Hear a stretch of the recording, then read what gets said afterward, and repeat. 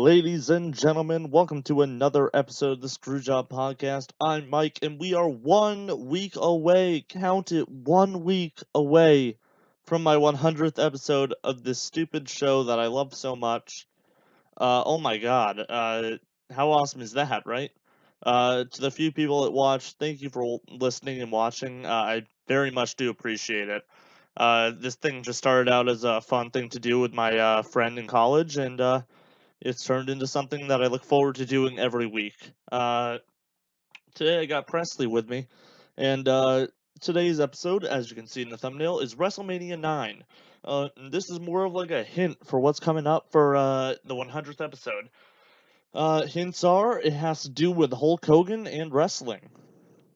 Yeah, that's the only hints you have to need because Hulk Hogan's involved in this show, and Hulk Hogan's involved with pretty much anything. He was in the 50th episode, makes sense to have him in the 100th. That's pretty much all we need to run into.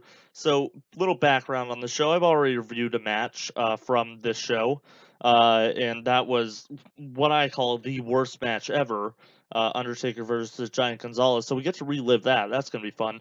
But if you haven't seen it, go ahead, take a look in the top right hand corner right now, and you can watch that masterpiece. Masterpiece. It's one of my worst videos. Not gonna lie. Uh, so this is WrestleMania 9. The tagline: "The biggest stars in the world are coming to Las Vegas." And this happened on on April 4th, 1993. Great year for the company, 93. Not at all. We're right into the new generation. It's a bad era for them, going out of the golden age uh, into the Attitude Era is the new generation, and it's not great. You have a couple of big stars that you can you can name all the big stars that came out of this out of this era on just two hands. Undertaker, Stone Cold, uh, both Hart brothers, Owen and Bret, Shawn Michaels, uh, Yokozuna. I guess Savage, if you really want to count that. Let's see. Who else is Razor Ramon, Luger and Mr. Perfect, I guess, and uh, Kevin Nash, Diesel. There you go. That's all I got. Uh, not a great time for the company, all things considered. Uh, and you know what? Not gonna lie, this is considered the worst WrestleMania by far. You know what? Let's just try to change that perception. We're not gonna go into it negative. If you haven't used this site and you really want to follow along, uh, check out cagematch.net. So you can see all the matches that you're going to be watching without the results. If you hit the card with guide, you won't be seeing the results. I'm gonna start using this to help myself get ready for reviewing pay per view, so I don't spoil it for myself. I've never seen this pay per view fully through. I've only seen that one match, and everyone knows the result of that one match.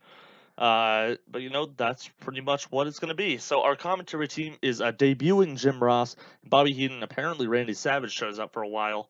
But yeah, this is after the Royal Rumble. Yokozuna won by tossing Randy Savage out. Because Randy Savage went for a pin because of reasons. But that's pretty much it. Everything else I can give you some background, but I honestly didn't care enough to look it up. Not gonna lie. Uh, without further ado, we're going to get this show on the road, and we are going to get started. We're starting at WrestleMania 9. We're not skipping the intro today. We're watching the whole thing, all 2 hours and 43 minutes of it. By God. Without further ado, we're going to start our show in. You know what? I'm going to leave a marker for myself. In 5, 4, 3, 2, 1. Start the show. We're outside Las Vegas. By the way, this is in Caesar's Palace. Oh, we got Vince yelling about Caesar's Palace, Las Vegas, Nevada. Oh, that's kind of cool. Not gonna lie.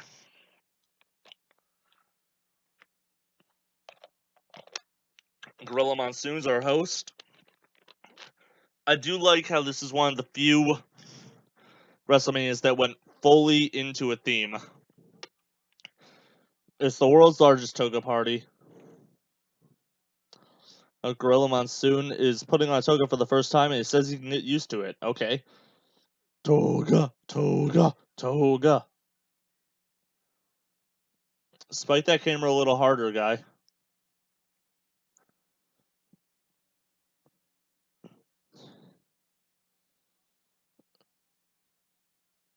Oh, Jim Ross also wearing a toga for the first time.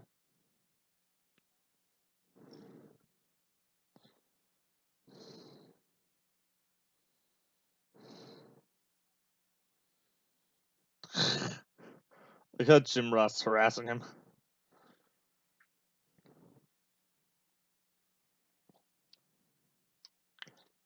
Bret the Hitman Hart versus Yokozuna. So 2 main events. So what's the other one? The other one is the Mega Maniacs versus Money Inc. That's the second quote-unquote main event.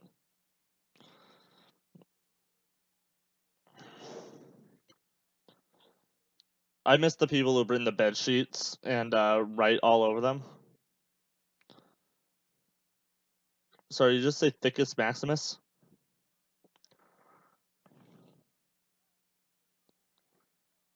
Oh, Caesar and Cleopatra are here. They're on an elephant.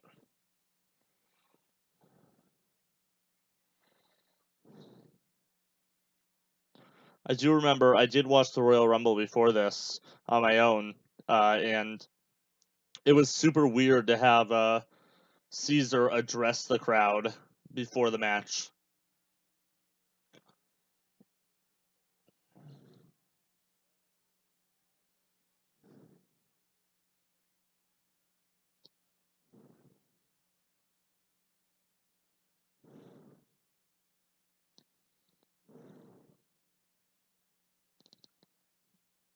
We're getting a history lesson from Jim Ross. I always appreciate that.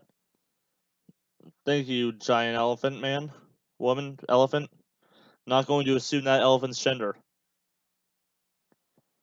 Very intelligent and very talented.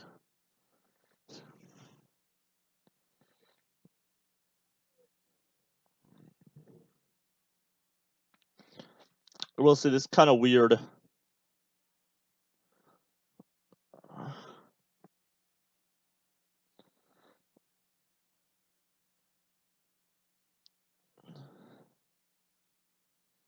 Seven Cleopatras. Oh, yeah, I gotcha. I gotcha, Jim. You're giving us a history lesson still.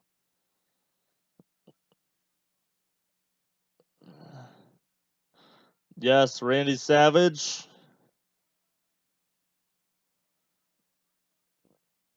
Is a llama.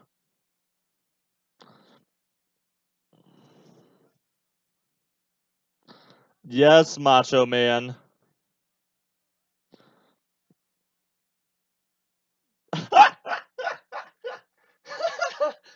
That's an amazing call. If you just want to hear, if you're not interested, just listen to that Jim Ross call about the Vestal Virgins. Pure of body and pure of thought are those Vestal Virgins, we are told. Oh my god, that's great. I love Savage. Put on my Savage shades for his intro. I have my headphones on, so it's not going to work great, but... there we go. Now we can't see anything. The madness is here. God, this hurts my eyes. I don't know how I wore these all the time for jokes.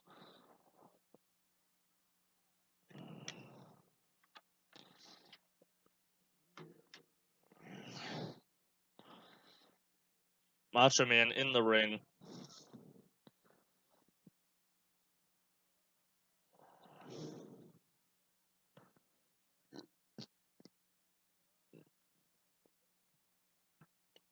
Man, we're still doing intros? Okay.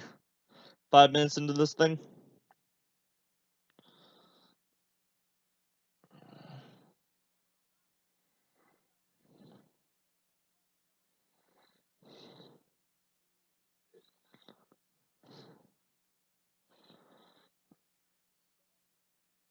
I love you, Savage, but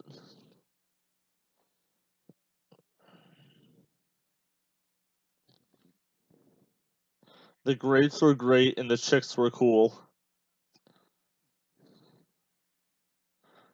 They got an ostrich. They're booing Bobby Heenan. A falcon. And Bobby Heenan on a camel coming in backwards. I love that. Bobby Heenan.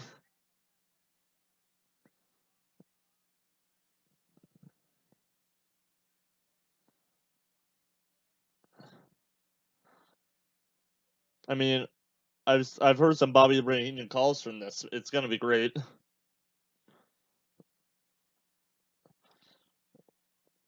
Bobby the Brain Heenan coming out on the behind a camel or on the back of a camel. Great visual. Love it. Threatening to hit that ostrich. Even better.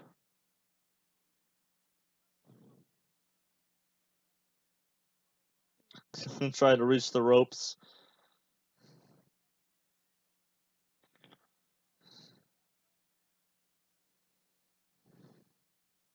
That poor camel.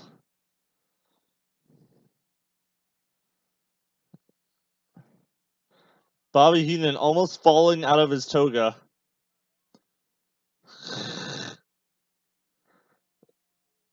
Macho Man showing off Bobby Heenan's butt. Pantsing him.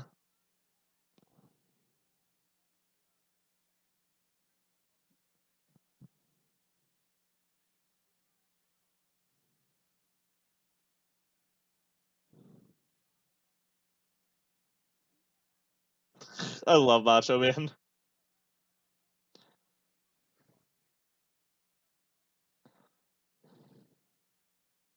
That's an attack camel.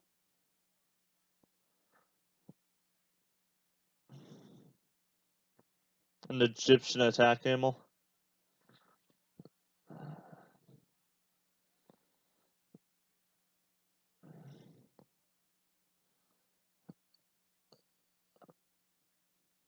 Alright, I already love all these guys' chemistry together. This is gonna be great. Oh, starting with one of my favorites, Shawn Michaels. Also the Fink. Finkus Maximus! Why Finkus Maximus? From San Antonio, the Intercontinental Champion, Shawn Michaels with Luna Vachon. I do know this one. I don't remember who was fighting. The finisher was the mirror shot, but Shawn Michaels pulled his former manager, Sensational Sherry, in front of the mirror shot. She took the move, and then Shawn Michaels avoided losing his championship, but that broke off their relationship, and now Luna Vachon is here with Sherry, and we get Shawn Michaels with his actual voice behind it, singing this song, as opposed to the Sensational Sherry version, which is also great. But to be fair, it is nowhere close to Sexy Kurt by the lovely Kurt Angle, my absolute favorite wrestler. Finkus Maximus announcing our favorite boy, Shawn, the sexiest of all the boys. After chasing sunsets, one of life's simple joys is playing with the boys, according to Top Gun. And here comes Tatanka Buffalo. At this point, he is undefeated. Coming in undefeated. He has a tomahawk. Watch out, Shawn.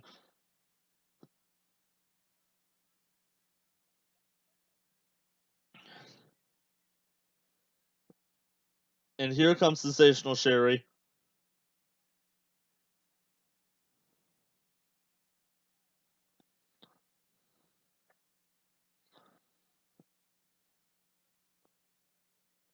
Sensational Sherry coming. She will be supporting Tatanka during this.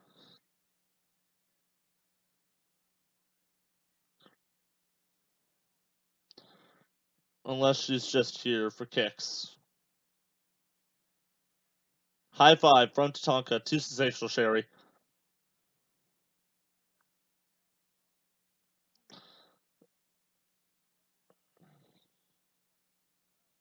Shawn Michaels taking his earrings off.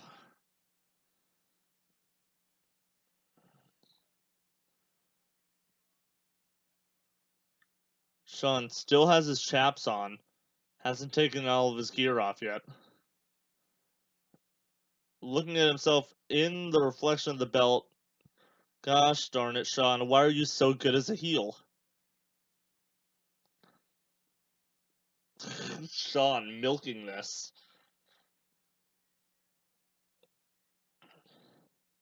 Oh yeah, by the way, if I didn't say it already, this is the first outdoor WrestleMania, so that's certainly a first. Shawn still taking off his chaps. Come on, bro. Little bit Shawn screaming.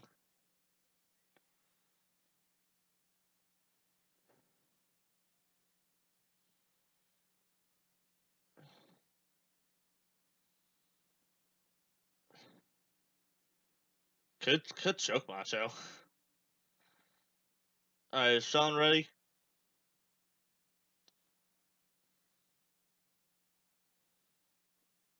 Alright, let's go. Tatanka. Massive pot for his yell. Has the bell started? I guess the bell has rung. Ooh, we got some good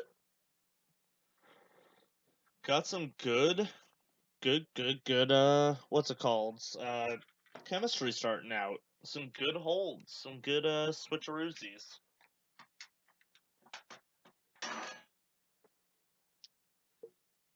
So Tatanka has beaten Shawn twice in a non-title match and in a six-man tag match, so that's good to know.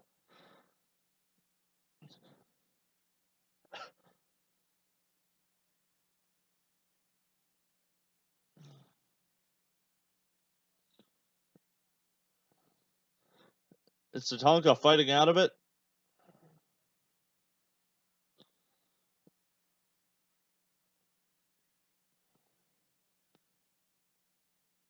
Dun dun dun dun dun dun dun dun dun dun dun dun dun dun dun Tatanka.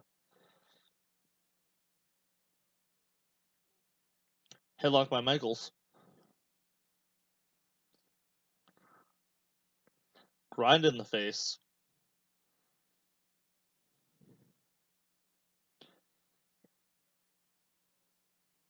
Ooh. Good takedown from the side headlock.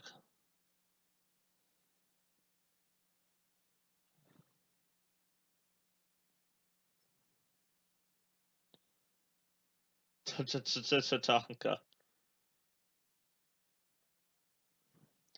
Going for the same combination, Shawn is.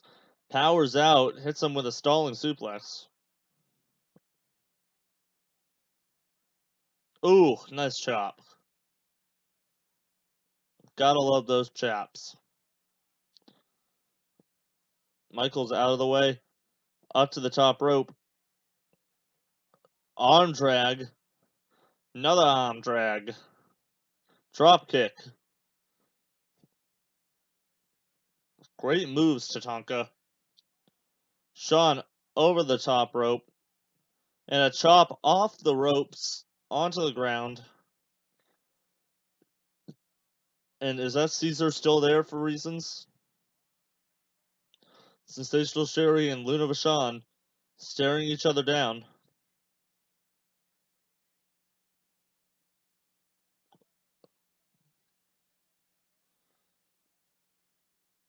I am very confused as well.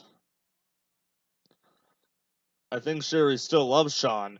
However, Shawn has moved on from her. I feel like that's the storyline here. Another chop. Shawn gets chopped again. Ran all the way around. Hey, get what's that? Oh, nope. Thumb to the eye.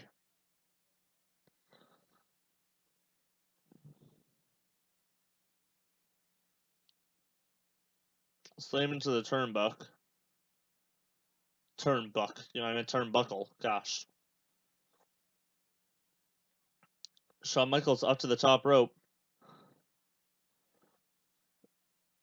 Good attempt on the sunset flip. A little bit of a botch, but that's okay. No one saw that, Shawn.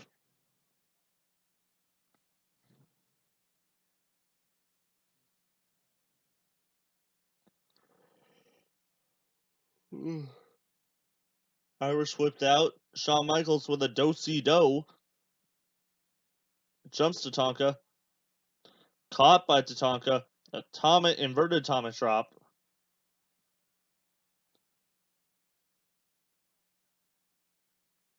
Big chop.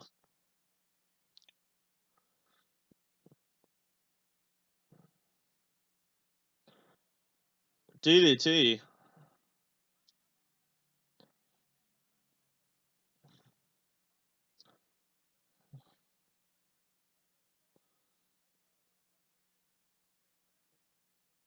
Ooh, Shawn Michaels was injured. Okay, good to know.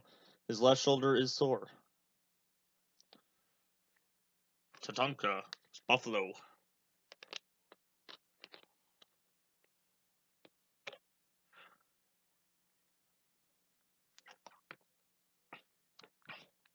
No, Tatanka's an A+ student. He does his homework every day. Every night.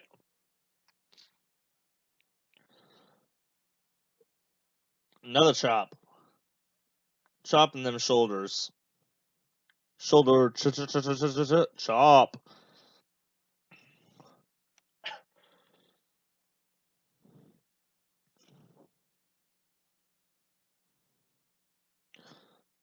Shawn Michaels trying to rip the hair out of Tatanka's head.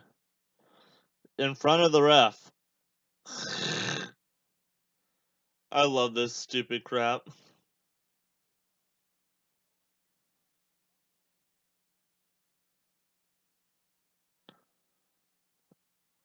Tatanka's Michaels had the hair that time. Gets out, breaks clean. Hurts his own arm on the clothesline attempt.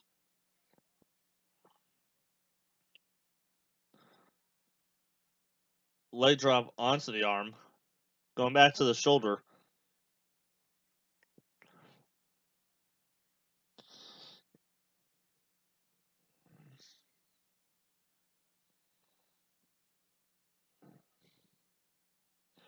Ugh, trying to rip that shoulder out. I don't like that at all.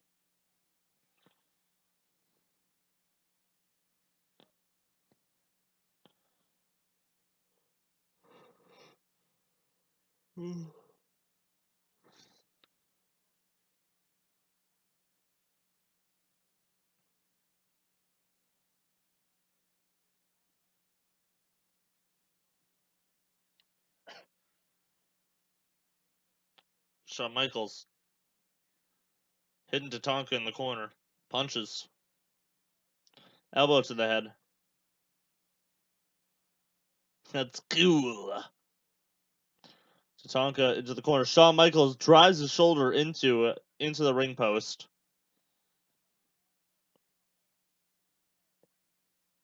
Put him in a submission move. Break his arm.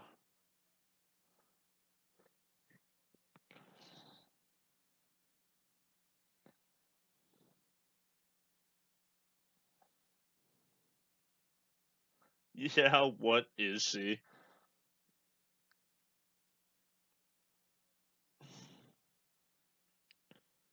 I believe Lynn Vachon's from Minnesota, right? Michigan, maybe? Mad Dog Vachon's daughter?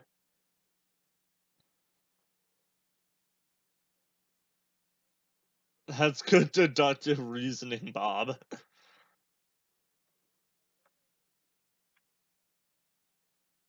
Shawn Michaels trying to jump to Tonka, gets caught, going for a power slam. Nope, a shoulder breaker.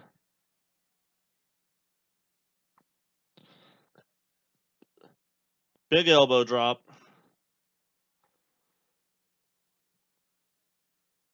Tonka going to the top rope.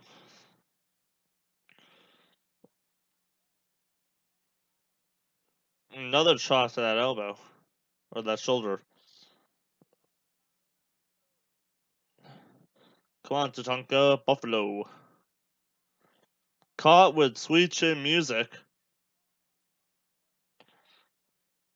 Not as good as that, not as good as the Shelton Benjamin one. But, like, oh my.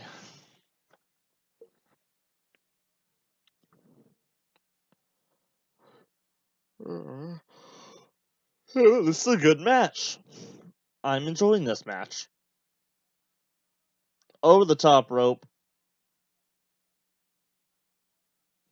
Here comes Luna Vachon.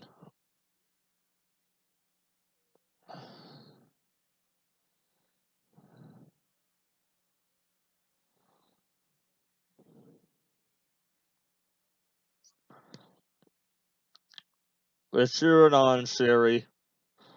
Probably because Luna is doing a bunch of weird crap more than anything else.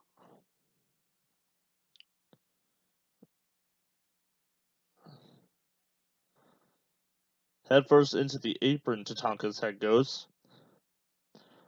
What's Sean doing?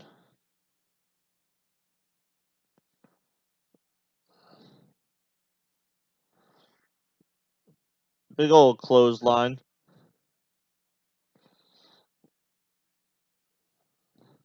Shawn Michaels trying to go for a count-out victory.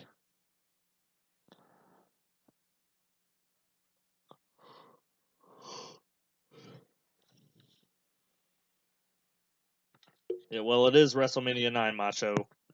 There was no doubt in that. We all knew what we were getting ourselves into.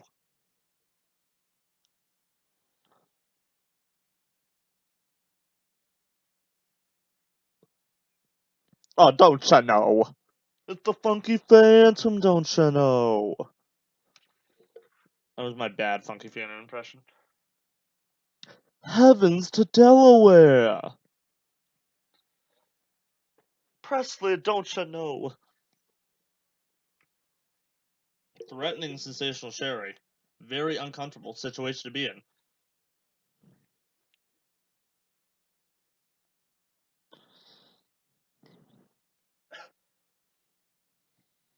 Neckbreaker.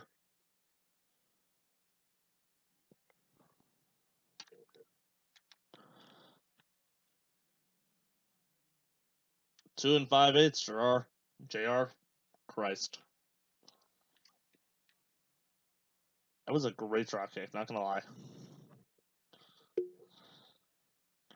Presley, what you doing?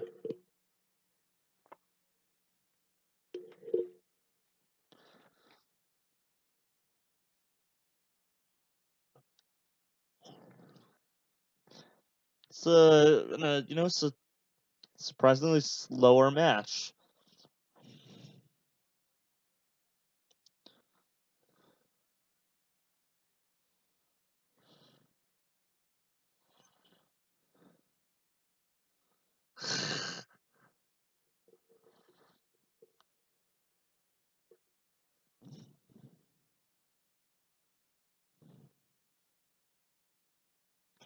Tatanka looks like he's Tatanka-ing up.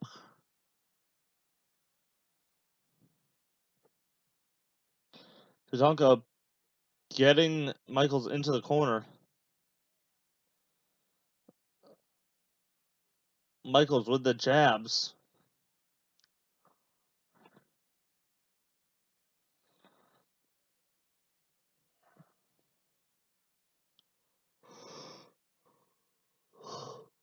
What are you doing, Michaels?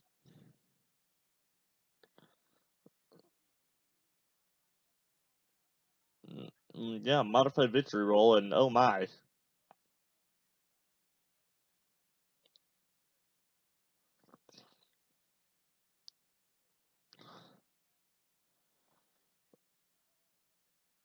Big old punch.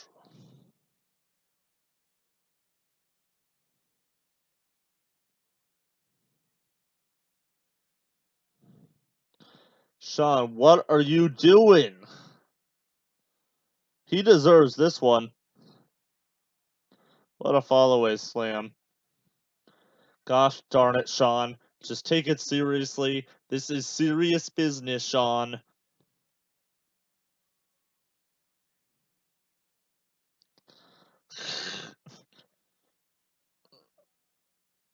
Macho Man talking about Las Vegas, where gambling is legal. Only a 2 count. That was the first, like, real close pinfall this match. Goes for an elbow drop, misses.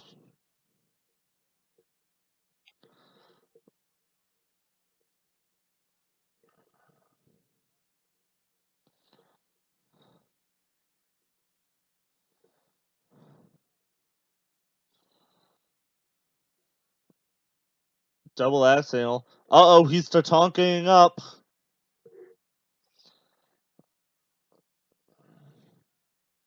He's tatonking up, folks. Hope the holster doesn't get mad. To the top rope. Uh-oh, another double axe handle doesn't do anything. Tatanka's pissed off. You! Goes for a kick. Nope. Oh, what a chop. Gosh darn, I love that. Dun dun dun dun dun dun. Big chop. You gotta watch out for Tatanka when Tatanka's up. Another chop. Shawn Michaels overselling. For the love of God, Shawn, take it seriously. Flying crossbody, 2 count, very close.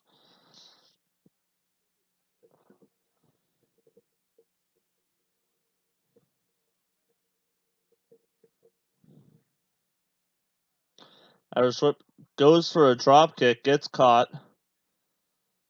Looks like he's gonna get springboarded into the post, into the turnbuckle, into the post. A roll up, only a 2 count, very close.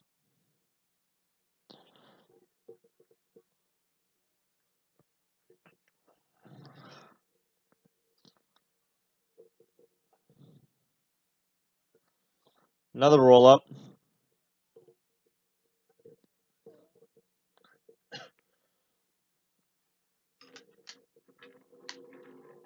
Oh no, I dropped my swearing stick.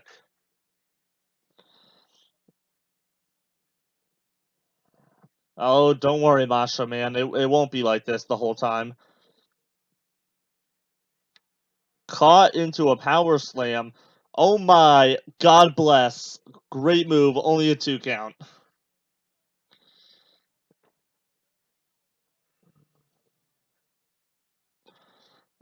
Macho Man yelling at the ref.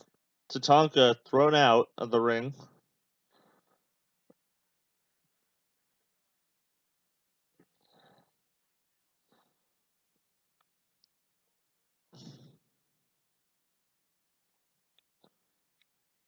A chant for Sensational Sherry.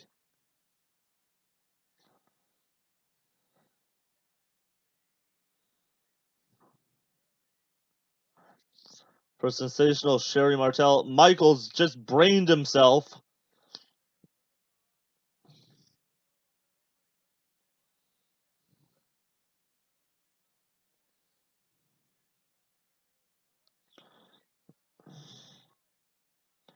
Shawn Michaels attacking the referee.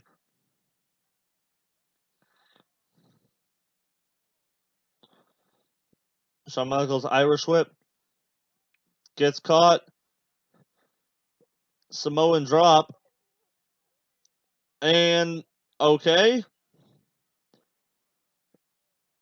Yeah, you definitely should have, because that's confusing. Shawn Michaels was just disqualified because he didn't bother counting the pin. He went over like he was gonna make it, go, nope. Taps Tatanka and goes, call it. What? What? Okay?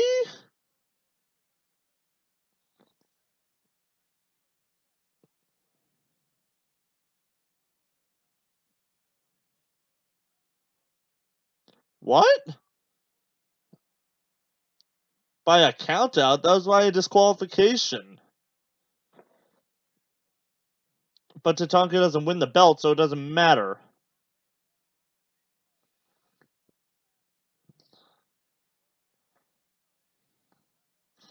Well, he won by disqualification. You can call it a count out, but it was a disqualification. Okay. Man, what a great match to start the show, though. Let's go with 4 stars. I'm feeling generous. I gave it 3.75, 3.75 to 4. Let's go 4. What a great start for this show. And I think it can only go downhill from here. Wow, Heenan. Calling Sherry Martel a bimbo? Screw you, dude. Sherry Martel is dressed like a peacock, and Luna Vachon attacking Sherry Martel. Slamming Sherry Martel. She's in her heels. Now Luna Vachon is running away. Hauling butt cheeks.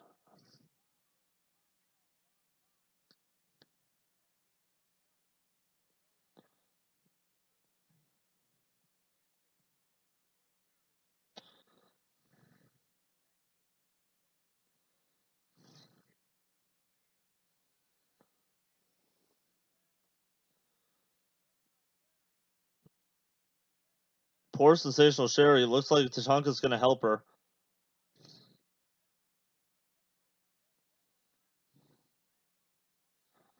Tatanka helping her, not gonna carry her off, letting her walk with Tatanka's help.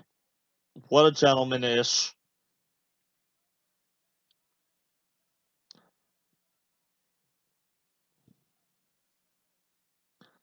What's Mean Gene gonna be wearing? A toga?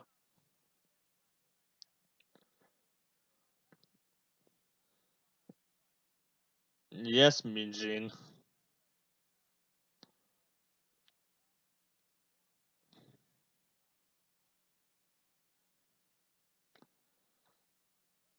Ooh, the Head Shrinkers versus the Steiners.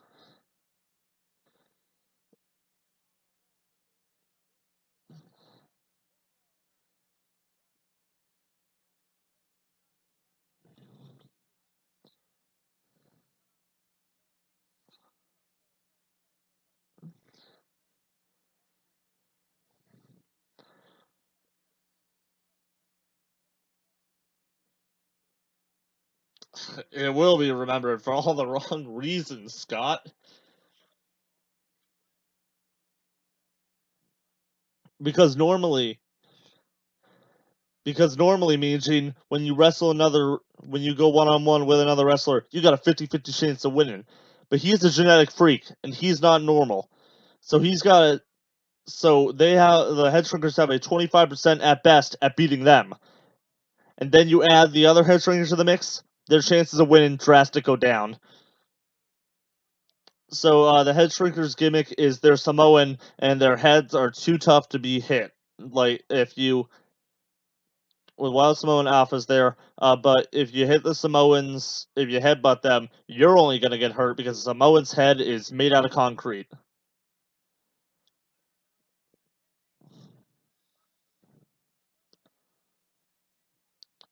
From the University of Michigan, the Steiner Bros.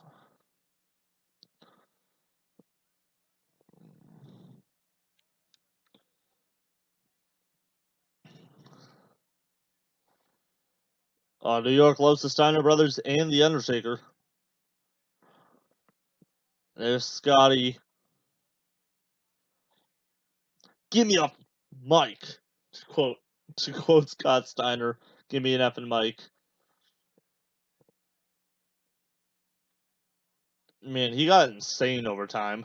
Love you, Steiner.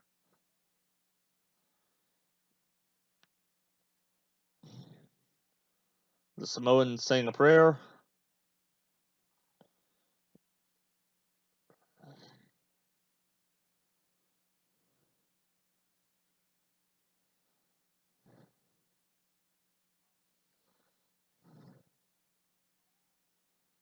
Hard to chill while Samoan Alpha.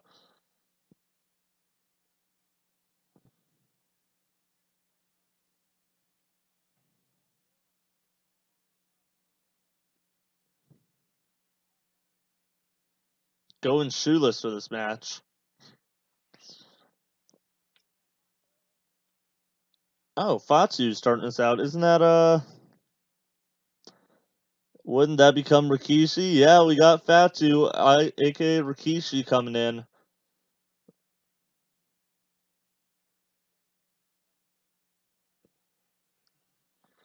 Yeah, he's gonna get down today. Or no, he's gonna look fly today. I don't remember.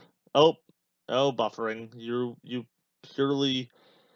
I hate everything. What do I do if it buffers? Well, time for an intermission, I guess. If it's buffering, I can't do anything about it. Crap. Okay, it's giving me the option to hit play again. It looks like it's all frozen. Poopy. What do I do? I guess I'll just reset it. We're at 36-11. Man, how awkward is that?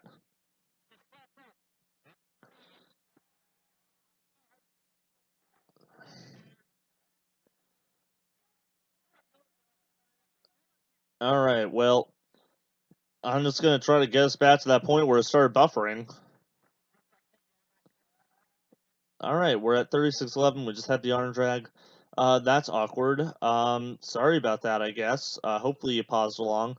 Worst case, if you didn't, we're still at 36-11. Sorry about that. The internet can be cruel.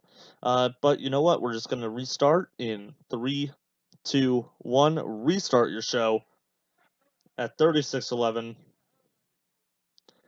Turn my volume back down so I can hear myself think. Ugh. That's unfortunate, but it is what it is. Sometimes the internet just doesn't want to cooperate.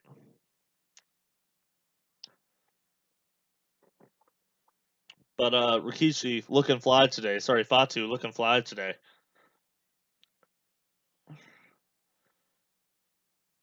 Oh yeah, University of Michigan ring for the NCAA finals. Man, that's the one where Chris Webber calls the timeout they didn't have, right? And they lost and they lose in the finals. That's unfortunate. It's Jalen Ramsey. It's the Fab Five at Michigan. Great basketball team. At Fab Five. Before my time, but still, great team. Sorry, I'm yawning a bit.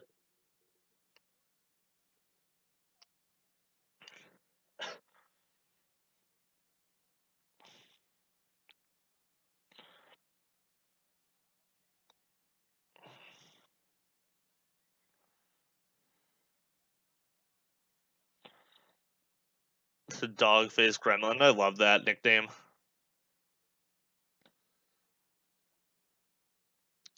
Head shrinkers throwing both Steiner Bros out.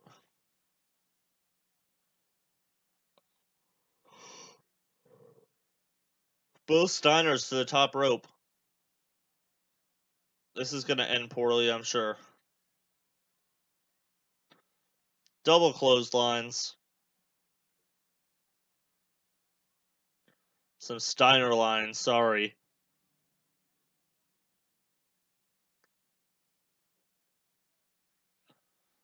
They're doing their signature pose.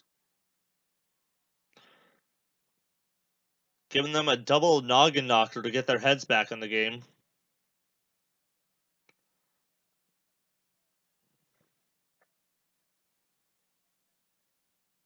Oh no. Sensational Sherry.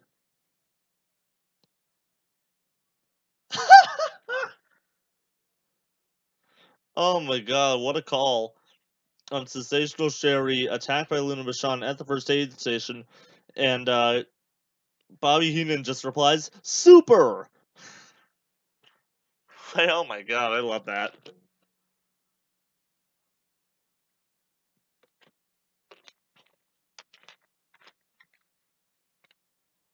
Dogface in trouble.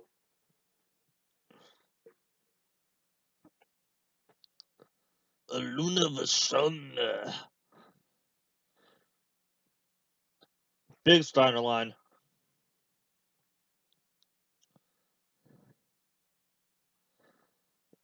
bashes his head on the top ring post, but he's okay.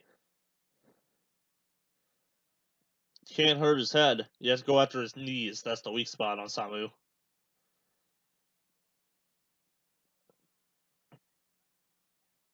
Nice, Scotty. Nice. Look at that power. Gotta love Scott Steiner and that power. Oh my god! Holy crap, is he okay? Holy crap, is he okay? Holy shit. Where's the stick? And he gets hit with the kendo stick. Oh my gosh. Hey, baseball season does start tomorrow, you're right. Not ours, but oh my god, is he okay? He looked like he just landed head first onto the ground, going out of the middle or top rope. Like, oh my god, oh my god. I owe myself a hit from the swearing stick. Ow. I hate it. I hate it. I hate it. I hate it. I hate the swearing stick. Oh, that's gonna leave a mark. All my coworkers are gonna go, Mike, why do you have a bunch of lines on your arm? I'll go, because I have a stick that I hit myself when I swear at work on my show. And they'll go, you have a show? And I go, yeah, I have a show. True story. That's what's gonna happen. I guarantee it. I'll tell you about it on the 100th episode.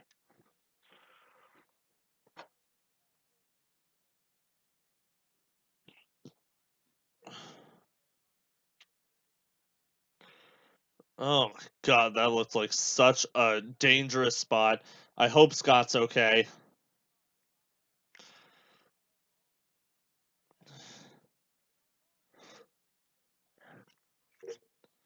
Got Bobby the Brain Heenan just trashing Oklahoma hard. Got Steiner hit with a backbreaker. Here comes Fatu. Off the middle rope. Headbutt.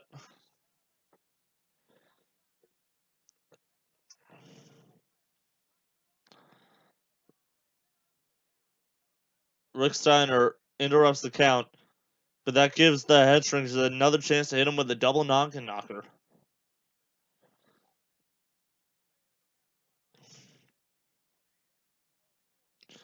What a kick, Samu.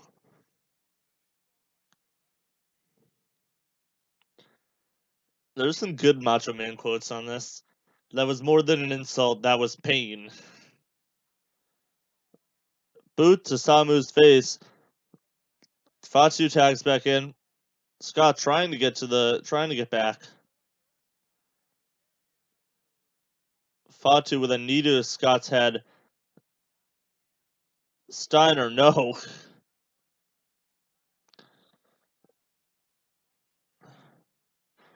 Really? The ref's not gonna let Rick help his brother up? Okay. Rikishi hit him with the stink face.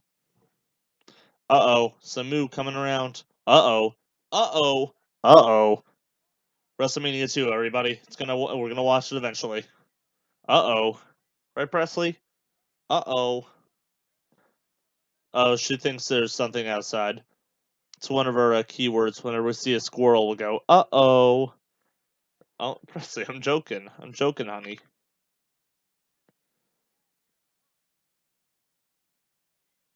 She's looking in the windows, looking for something.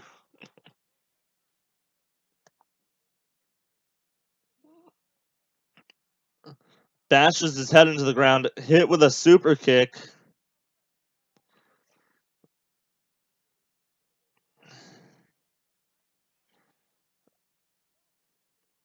Bulletproof craniums, got it.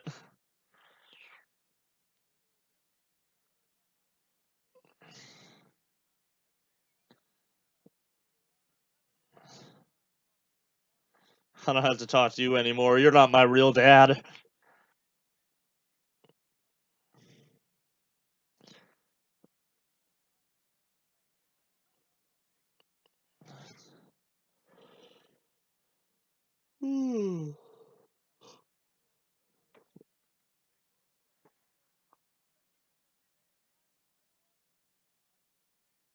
They fight in the trees. I would like to go to Samoa. Or American Samoa, rather. Either way, one of them. Whichever one. I don't think I need my passport to go to the American one. Poke in the eyeballs. Another poke in the eyeballs. I don't know. I think it would be nice to go to the islands. See where The Rock hangs out on the off season. Nah.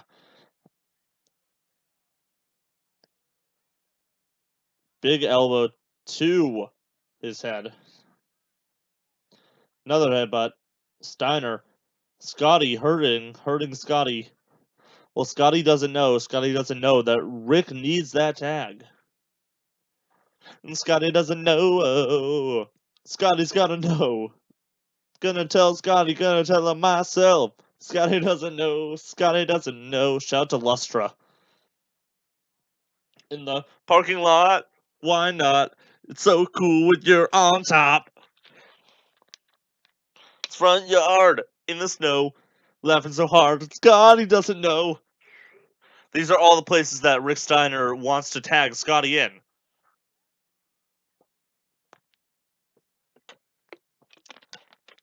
Rick's gonna tell him himself. Scotty doesn't know.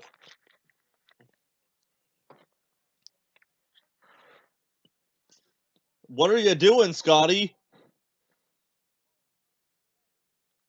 That was a poor decision by Steiner. He should have just ran when he got away and gone to his corner. Not go for a Steiner line. The double down. Samu tags in. Steiner attacked again, stomped on his chest.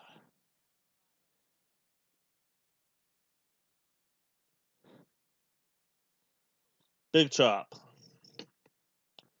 Big punch. Pounded him. Just pounded him. Pounded Scotty. Two dirty boys pounding each other. This is gonna get demonetized. Headbutt.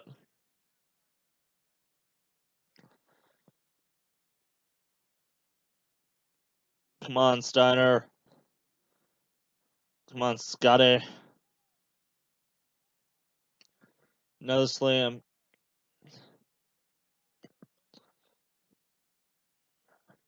Yeah, you would imagine whoever wins this match is going to be in line for a tag title just based off this. Goes for a diving head front from the top rope, the concussion maker itself.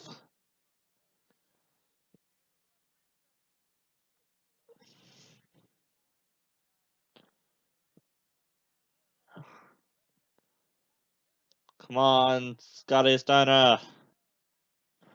Fatu tags in, and Scott Steiner finally tags in Rick. Old school heat. Flips him, slams the other one.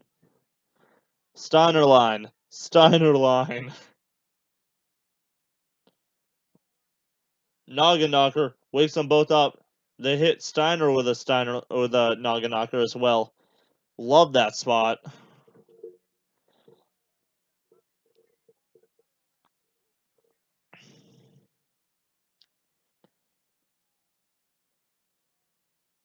Big old slam, front face slam. I don't know what the heck that move's called. I guess it would be like a double stroke or a double. What's Mrs. Finisher's name? I don't remember. Oh my God, a power slam! Holy crap! That was awesome. Scotty just tagged in. He gets immediately taken out by Fatu.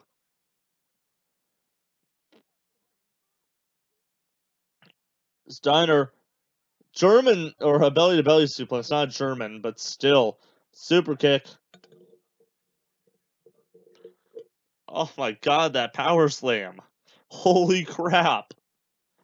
First of all, Scotty almost dying, then the power slam. Those are two like holy crap moments. Oh my, I love this already. Oh, Frankensteiner. 3 count after the Frankensteiner. Kind of botched, but it's okay.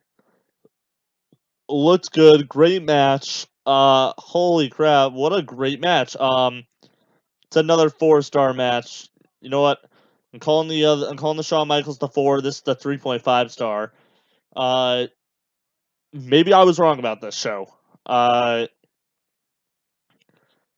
Maybe I was wrong because this is this has been a great show. Oh, we got Doink match coming.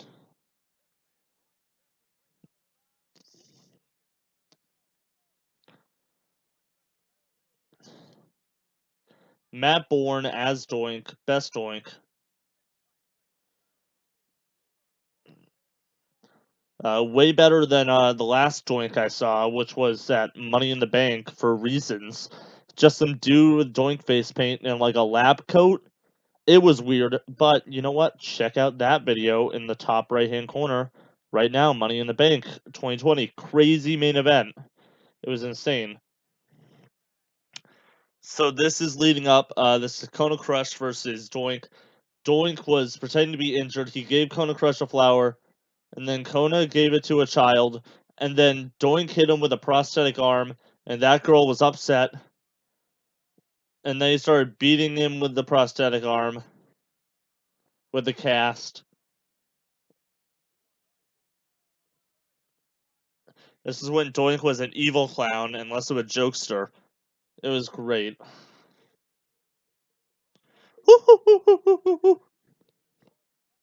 Why does he have an umbrella? Is it gonna rain?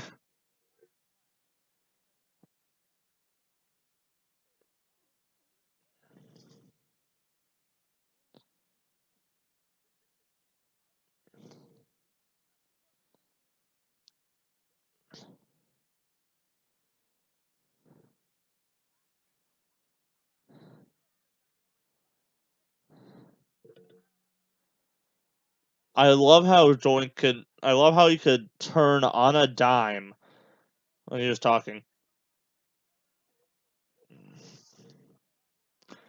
It's Kona Crush time, baby!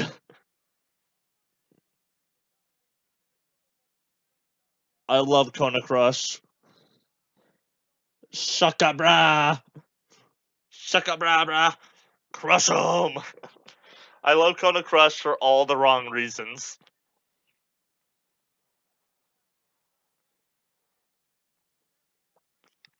That mullet, oh my. Sorry, was that being a pineapple head? What? Who lives in a pineapple head under the sea? SpongeBob SquarePants?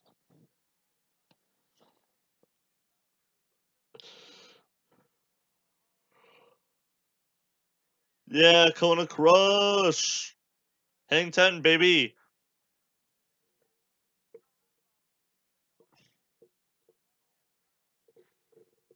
Broadcaster? Haha!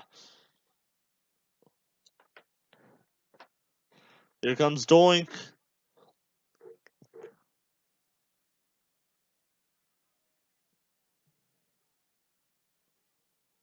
Boo!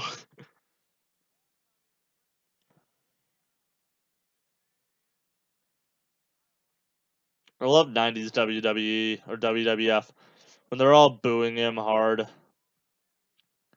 He's got the thumbs down. You can see every person with like the double thumbs and the booing, like making it as over the top as possible. Cause that was just the times, I guess. Speaking of the times, look at these outfits. Oh my, this is gonna give me a headache.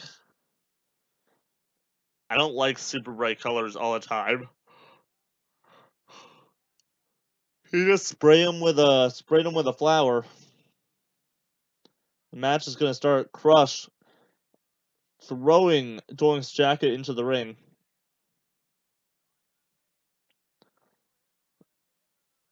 Slamming Doink on the outside is Kona Crush.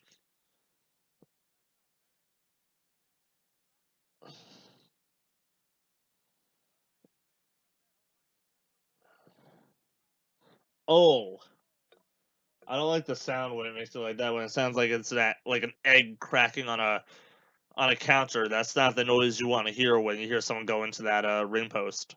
Great sell, by the way, though. I know where he was, he wasn't. It's me, Macho Man.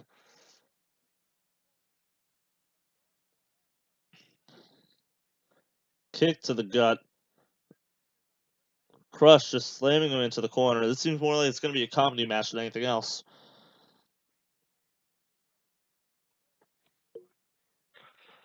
Ugh. That's not going to do me any good. I'm going to buy some wrestling figures online after this. Probably a Kona Crush figure more than anything else. That's really all I want right now. I already have my Michaels. Got my Taker. I think those are the only figures I have that are on this show is Doink and, not Doink, is Michaels and Taker. Kevin Nash isn't on this show. He hasn't debuted yet. I don't have a Scott Hall. Crush him!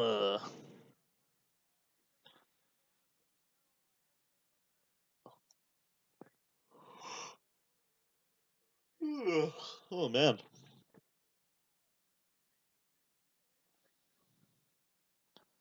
The TCB?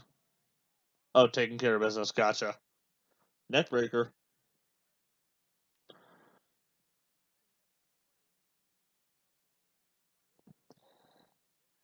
Snapmare. Oh my god. I don't like that. That's grinding the bottom of his shoe on Doink's face.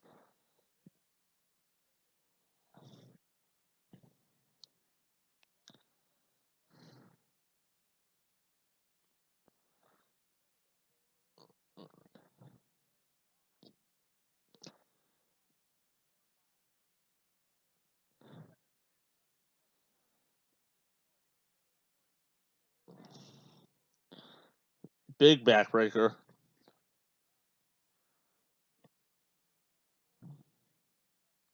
Going for the pain, brother. I mean, Crush should be going for the victory, not for the pain.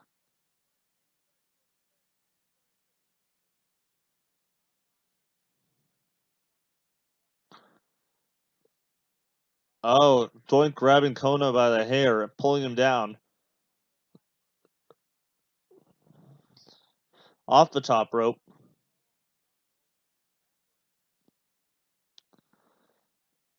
You know what? That's something I haven't seen, and I'm thankful that I haven't, is seeing someone fall backwards off the top rope. That would be terrifying.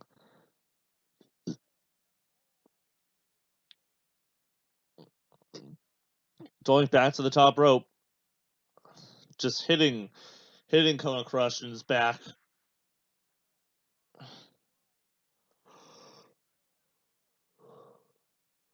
Oh, by the way, this is still the first Doink. This is Maniac Mapborn before Doink was played by everyone. Pile driver. Holy crap. Looks like he just spiked Crush. Match should be over.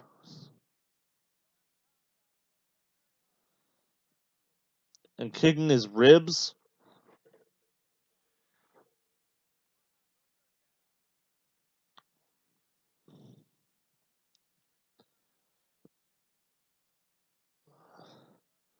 See, that didn't look or sound nearly as bad as the first one. As the first slam to the post.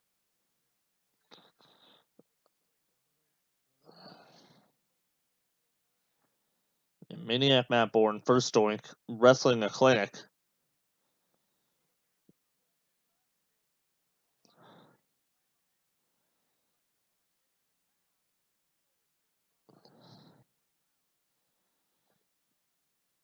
Doink to the top. Crush gets the foot up.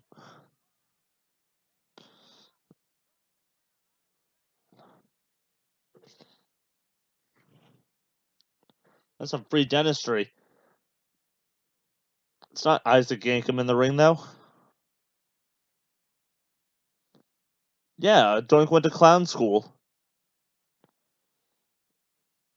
Oh, yeah, Crush. He's just a surfer, bruh.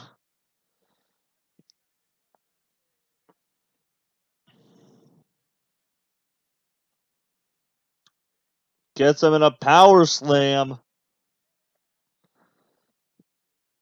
Come on, Kona, finish him. Clothesline. Doink going under the ring.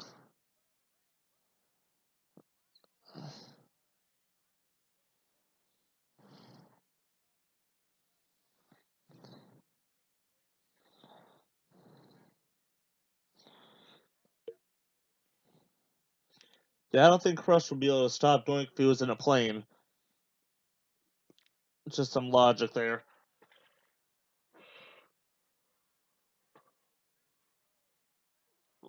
Crush calling for it. Ooze his hairs. Shaka bra. Colossal crunch. Oh, he hits the ref, Doink does. Doink to the outside. Going under the ring again.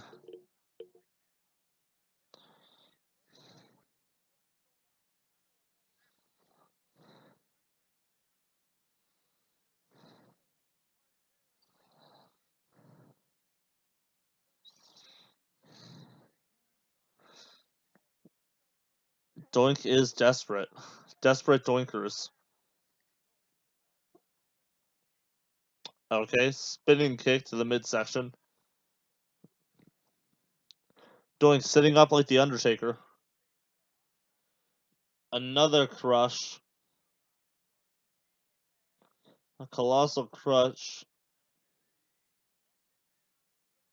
Uh-oh, another Doink. Another clown! With another cast.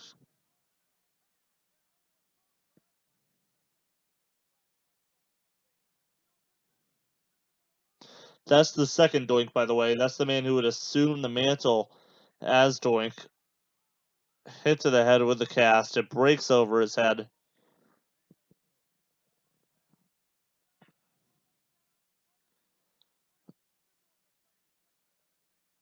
Oh, this is one of the best parts.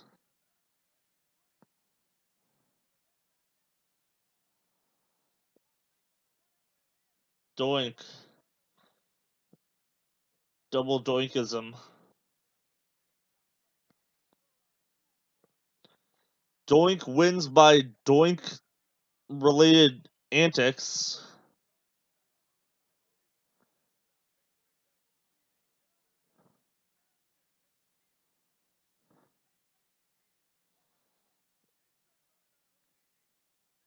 He's sure hard out, Houdini. We got Doink magic. The only person who could freak out, who could do that would be Chris Angel with his mind freaking.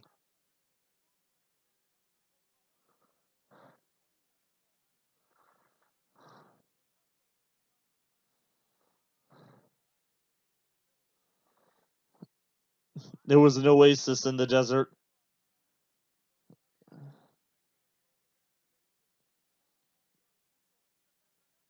Well, there are multiple Doinks, actually, Macho, not just two.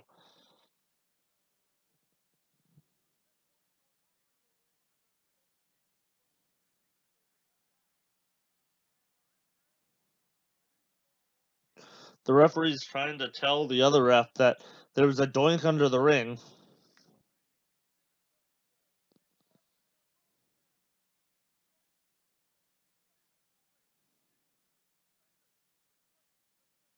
There's nobody under there.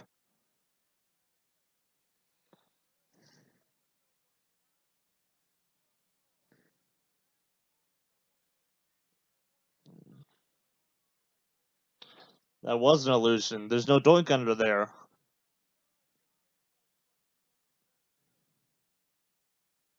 Are you alright? Are you mentally sound?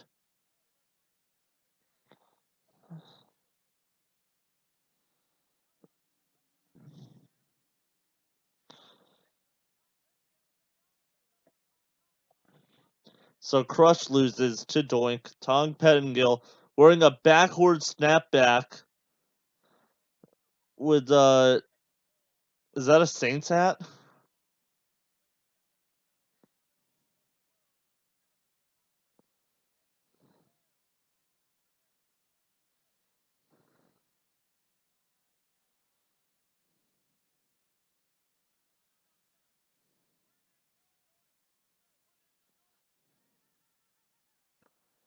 Okay.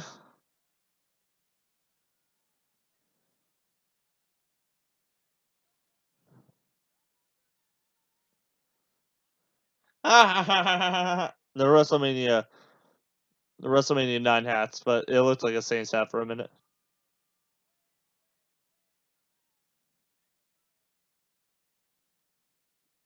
Those guys look wasted.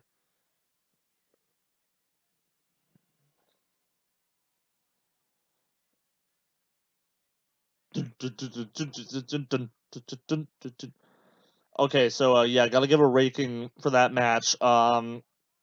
2 stars? Does that seem fair? Yeah, let's go with 2 stars. The most memorable part of that match is the doink shenanigans. So,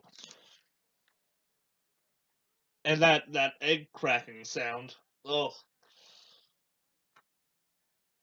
and we got Razor Ramon, and I believe he's facing the biggest face of pre Hogan, but after post San Martino pre Hogan, uh, Backlund, Bob Backlund, returning to the ring.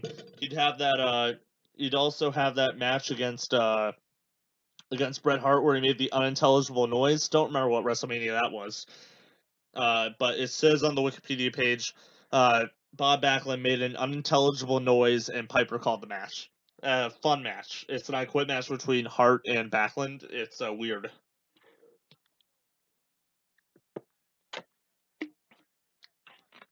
And here comes Razor, and here comes Backlund.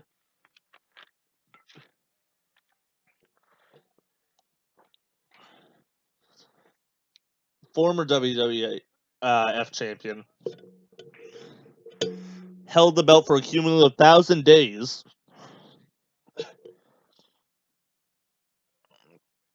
The Fink trying to get out.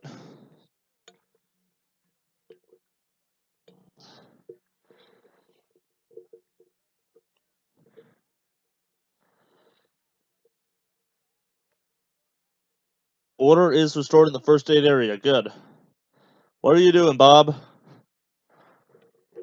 What is wrong with Bob doing that stuff? Razor Ramon telling Bob to get out of his ring. Going for a handshake. Throws the toothpick in his face. Very unsanitary.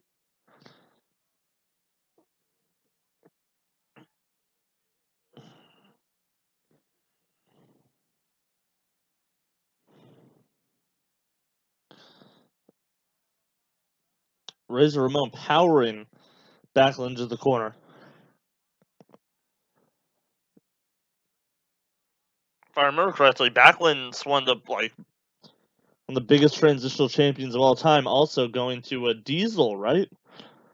Because he gets ruined in like a minute flat.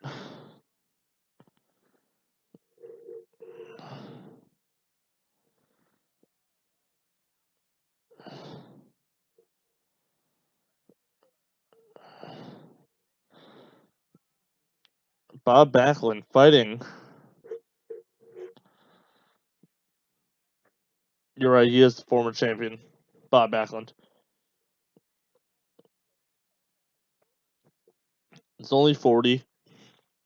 Ric Flair retired when he was like 75.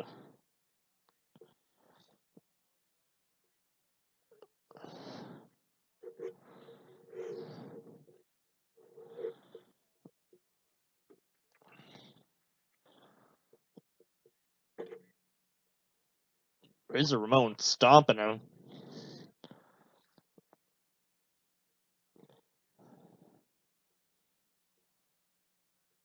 Razor Ramon just punching him.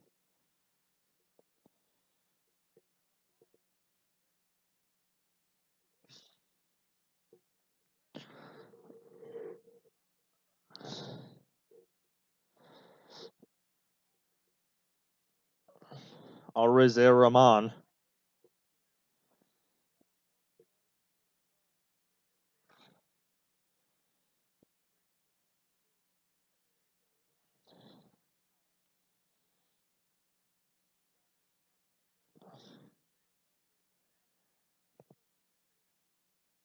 Yeah, Bob Backlund. Towel was thrown in a submission match by Bret Hart's mom at Survivor Series '94. and then Diesel would win it at a house show after Backlund held it for 3 days at a house show in Madison Square Garden. Big old hip tosses. But yeah, 94, also a weird year. Very bad year for them. And then Diesel Power would run WWF for a year, and wasn't great. Not great.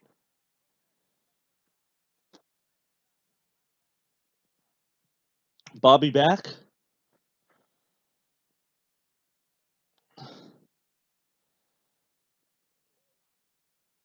Look at Backlund carrying around Razor Ramon. That dude's massive.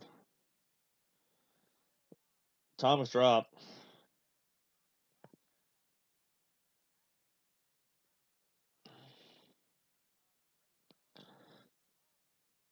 Brought back into the ring.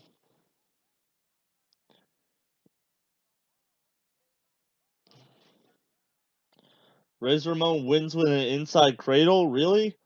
Okay, how about half a star? It was a match. It didn't need to happen. Just based off that. That was super short, super useless. Bye. Go. Go away. That's all it was. I was on my phone researching something else more than I was watching that match. Tells you nothing about it. That was Razor's first WrestleMania, right? Of course, next year he'd be involved in WrestleMania 10 in the ladder match with Shawn Michaels, one of the most famous matches in WWF history, WWE history. And we got IRS, the current tag champs. Well, thank God they fixed the thank God they fixed the Caesar statue. Look at that gold. Look at that gold, stupid briefcase. I love it. His Money in the Bank before Money in the Bank.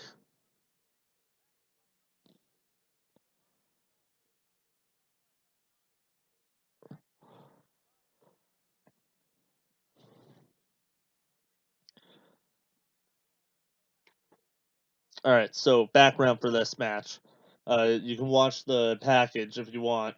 Um, Brutus Beefcake took years off of wrestling because he had a freak parasailing accident, and he had to get facial reconstruction surgery. He was out of it for so long, and oh my, uh, basically the whole gimmick is Brutus is wearing this ugly mask. He's basically turning into brute force.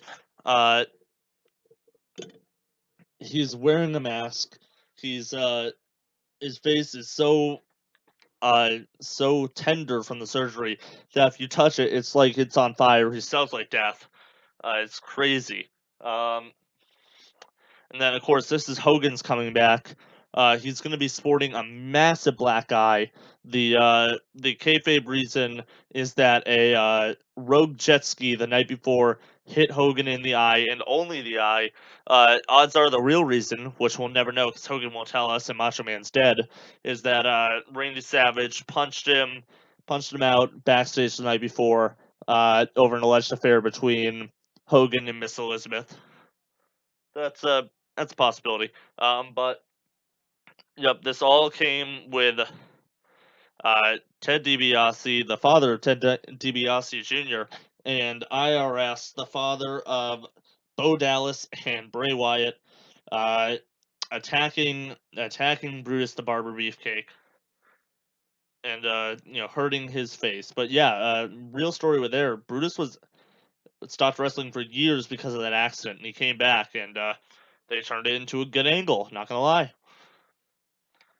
But this is more about Hogan returning back to WWF after a short absence. This is before the steroid trial, but that's looming in the distance. It's coming up. So we're going into the new generation. Finkus Maximus, baby.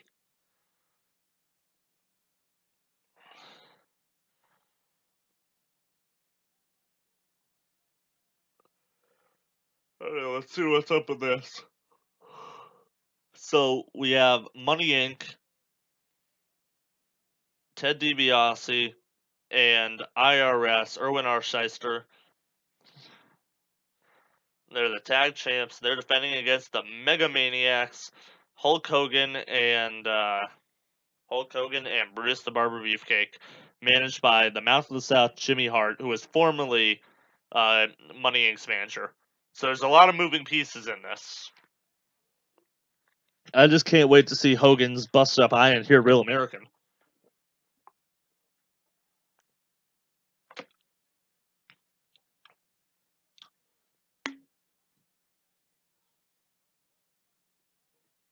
Don't worry about it.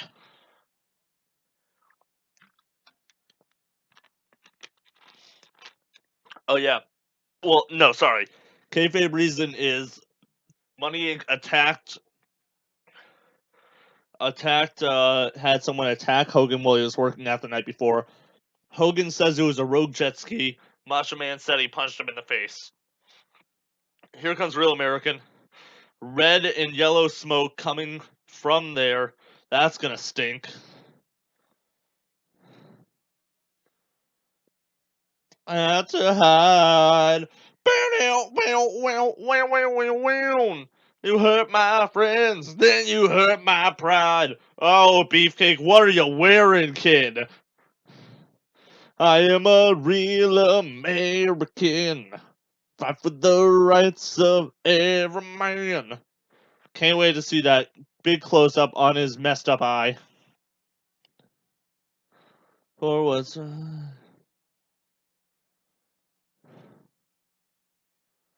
ooh, does not look great. That left eye does not look great. If you like some Hogan in your content, I will recommend the 50th episode of my podcast, which you can find a link to in the top right hand corner right now. This is the main event of WrestleMania 3. Eventually, I'm going to watch all of WrestleMania 3, so that's going to be fun when it happens. But here comes Hogan with his jacked up eye. Money Inc. just rushes them. IRS trying to hit him with a briefcase. Good catch, IRS. Fight for your life. American. Every man. Hogan taking his shirt off already. Yeah, welcome back, Hulk. Oh, that eye.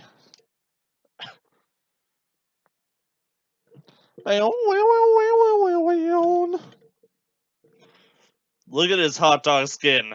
Yeah, Hogan.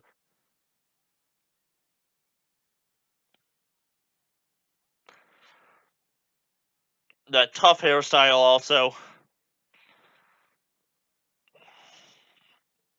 American.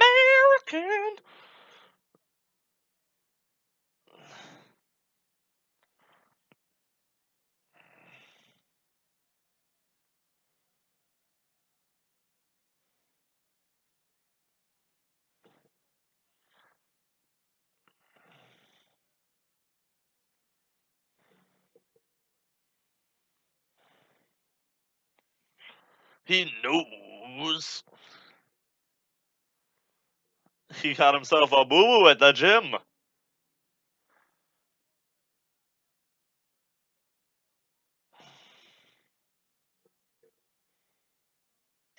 Why was Hogan working out at 4 a.m.?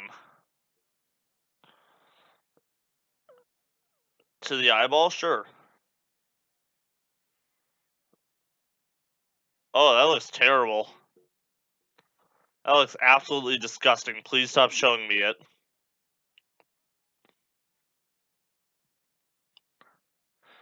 He is a real American. Let's get this match started, guys. Come on.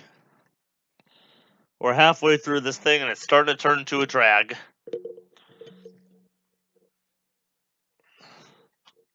How many matches in are we?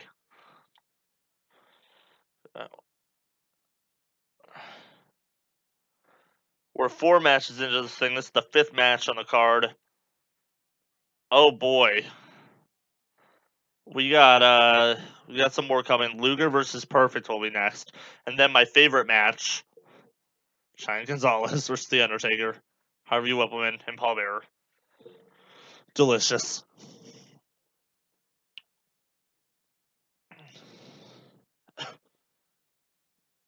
IRS is gonna start going off against brute force. Sorry, Beefcake.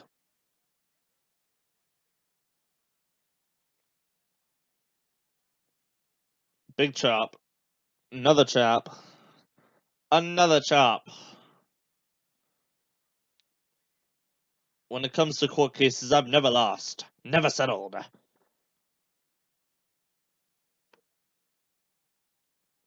The DiBiase posse is here. Question mark?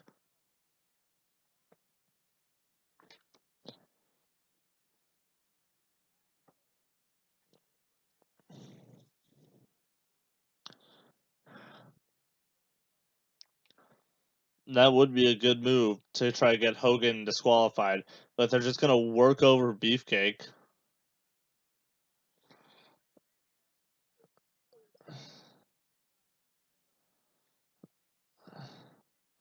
Oh, his mask hurt DiBiase's arm.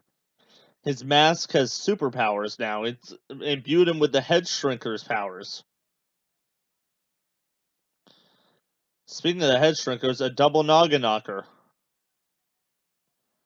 Stealing the head shrinker's gimmick, okay.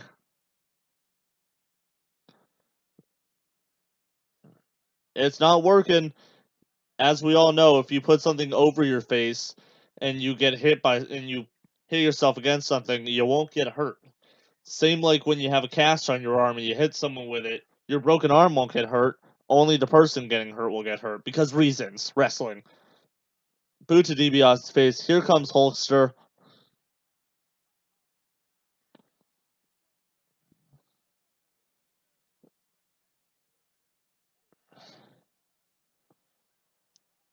Of course, Heenan's going to be all over Hogan on commentary, guarantee it.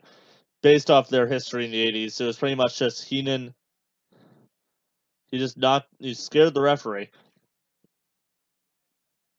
Hogan was pretty much feuding with any wrestler that Bobby Heenan was managing in the 80s. It was great. Like Andre, for example, once again.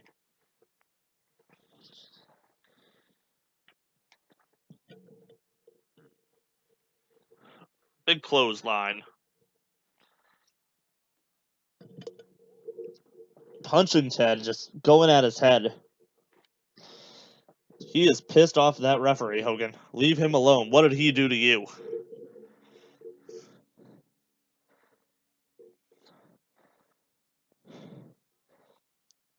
Big boots.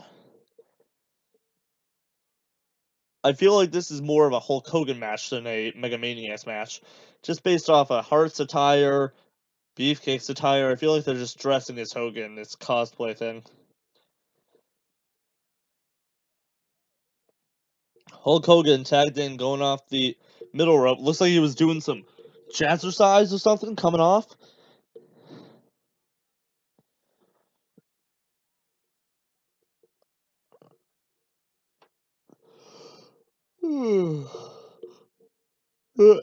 Probably a good idea to avoid that conversation piece there, Bobby Heenan.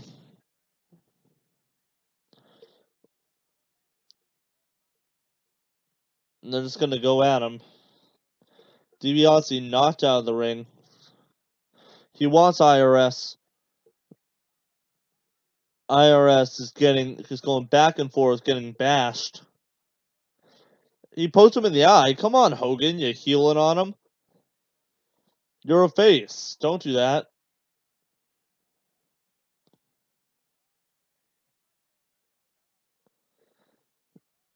Huh? What? Oh, wow. IRS is trying to leave. And so's DiBiase. Money Inc. is leaving.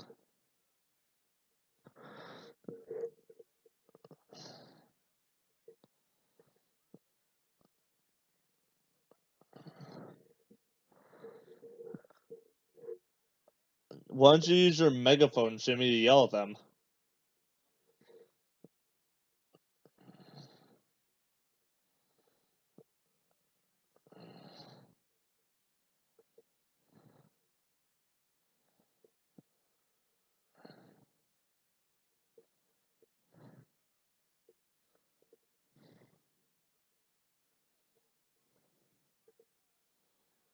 That's not the rules, though. That's not how it works. We already had a DQ / count out / whatever you wanted to call that finish in the first match. You can't have that happen again.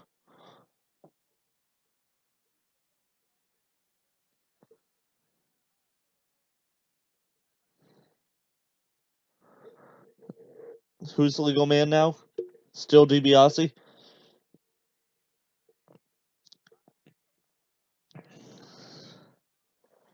Yeah, how can they do this? That's bullcrap.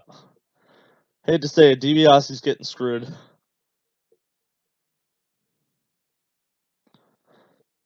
He's obviously on the short list of people who should have won the WWE Championship at some point.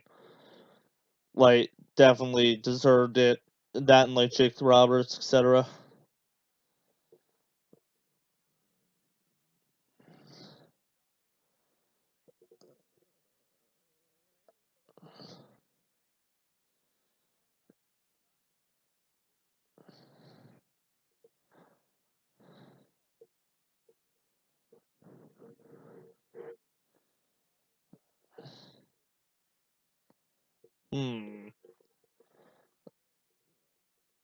DiBiase choking Hogan. IRS choking Hogan. Quick, choke Hulkamania out. Oh, he took the tag rope out. Now DiBiase's choking Hogan. Beefcake trying to stop it. All he's doing is choking Hogan more by not helping him.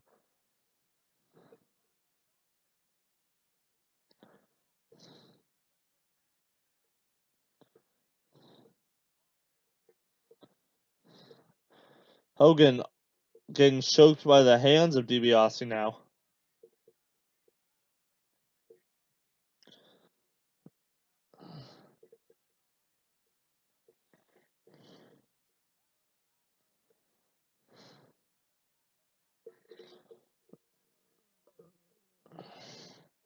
DiBiase or IRS now choking Hogan as well.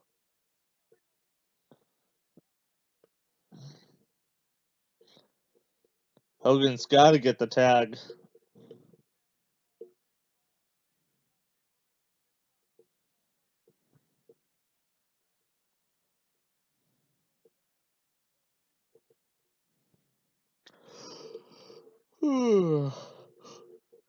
Hulk Hogan, $1 Million Dream is on. One of my favorite submissions.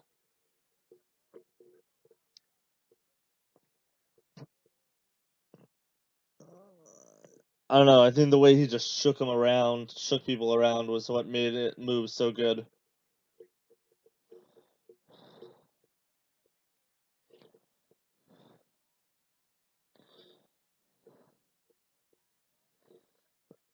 Hogan trying to get the power of Hulkamania.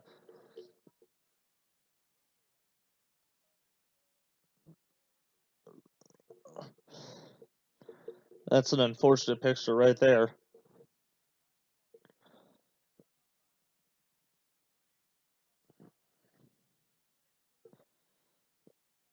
Hogan. All the marbles? Nope, that's not this movie. This is WrestleMania. Not All the Marbles starring Roddy Piper. Oh boy. My God.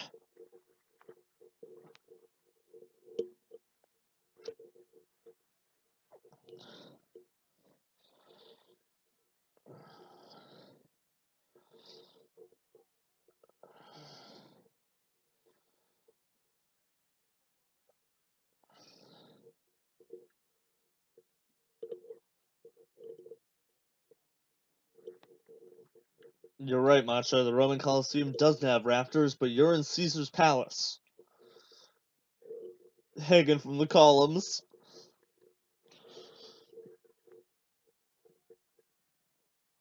No, Hogan's still alive. He's hulking up. He's hulking up.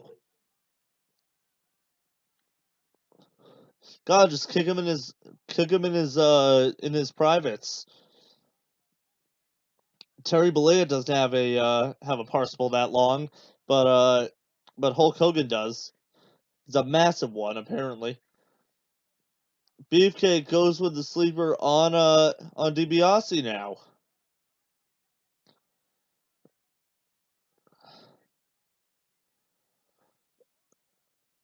DiBiase's out.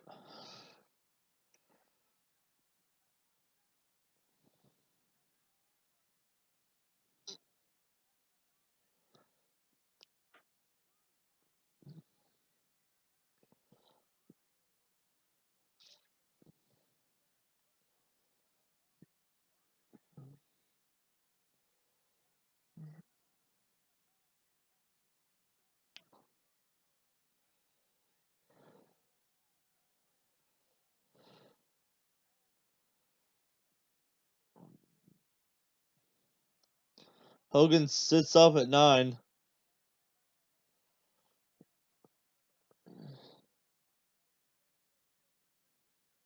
You're right. I just said it. Thank you, Match.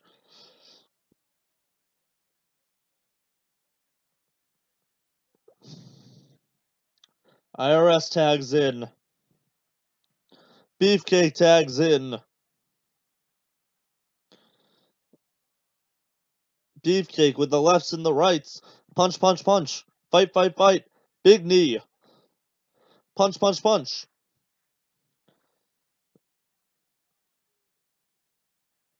Reverse atomic drop. There goes DiBiase over the top. Another punch. More punches. Punch, punch, punch. Punch, punch, punch. Fights. Ooh, DiBiase using the briefcase to hit Brutus the Barber Beefcake in the back. The gold briefcase, the Money in the Bank ladder match briefcase, won by Otis. Don't forget that. And an elbow drop. Dropping the elbow. DiBiase tags in. Kick to the chest. Knee to the chest. Oh boy. You're waking me up, Hogan match. Another knee to the chest.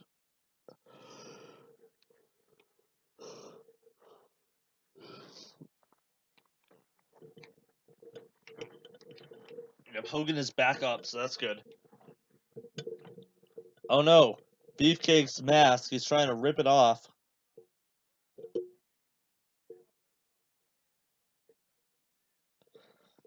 When the mask is off, we're gonna have a face-off. Hockey. Gonna have a hockey game, guys. Having a face-off. Ha ha ha.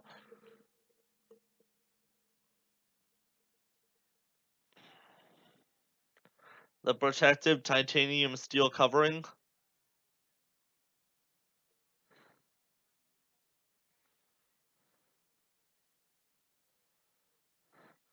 They're ripping it off. It's off.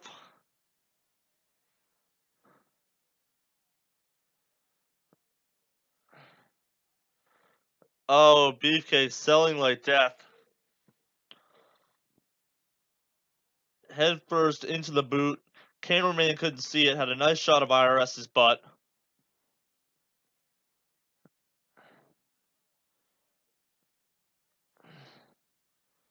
Throwing punches. He looks like a goofy cartoon character in the fight, fight, fight, punch, punch, punch section of this match.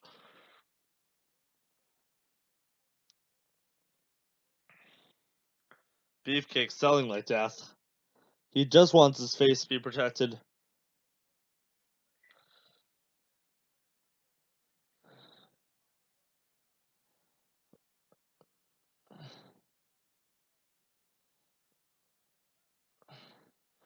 Double punches goes for it, gets a double clothesline. The crowd is going crazy. Beefcake trying to make the tag. Just go do it. No, decides to go for the sleeper hold.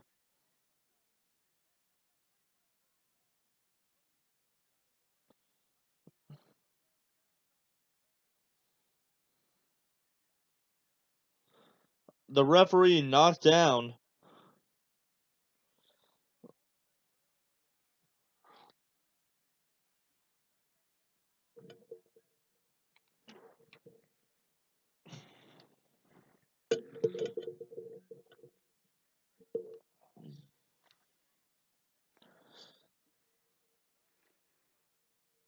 His nose is under his arm.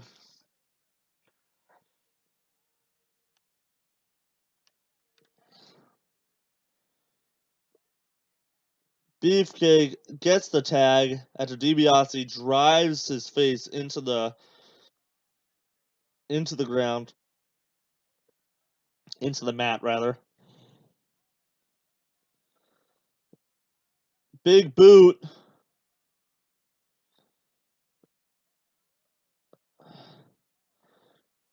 Using Beefcake's titanium mask or whatever. They're both going for pins. Well, Hogan's the only legal man, so I don't know why Beefcake needs to go for a pin.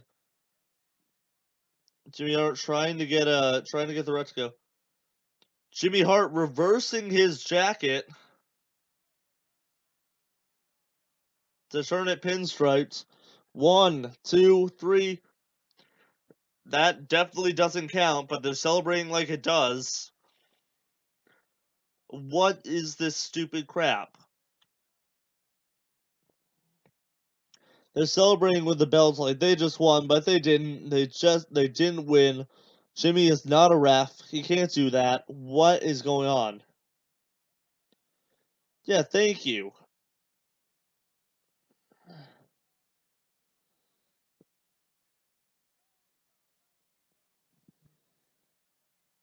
Money Inc.'s hands are being raised. Why do they think they won? Oh, another DQ finish. Cool.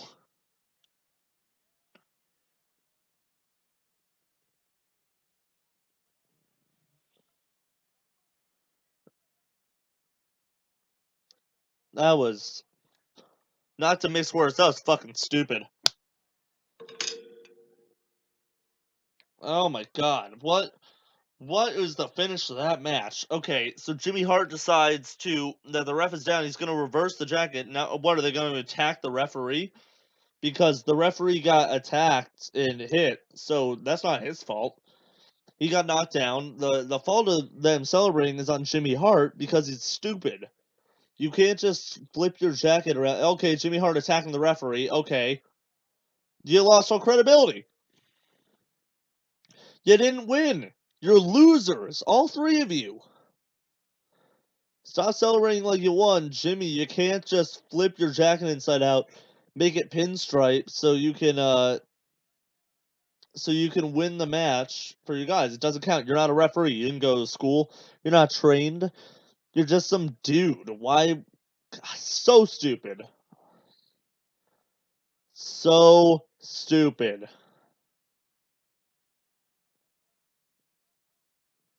Oh my god. I have a headache. I have a gosh darn headache. 1-star match. There was wrestling in it. I enjoyed the wrestling for the most part. The finish just killed that match for me. Alright, let's move on, please. Let's get going. I got stuff to do. Yeah, you're right, Heenan. Why are they strutting? They don't have the title. They're losers. They lost.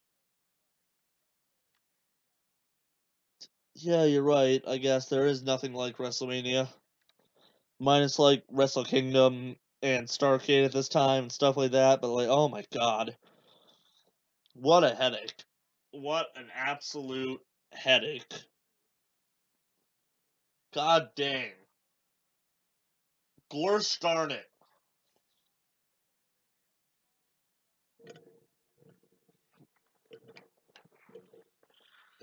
Are we still going? Come on, Hogan. I mean, the crowd loves him, obviously, because he's Hulkster, but...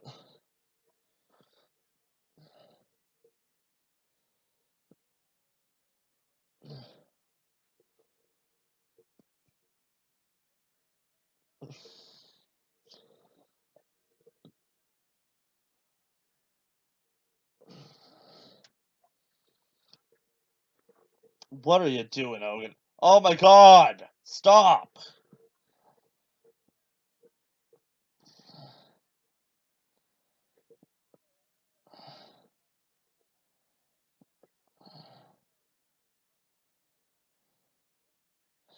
Briefcase is still there. Guess they just left it.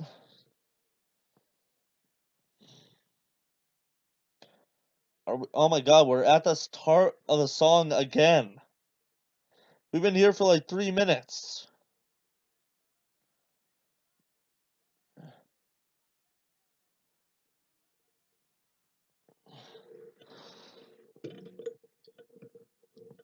Dude, let's go.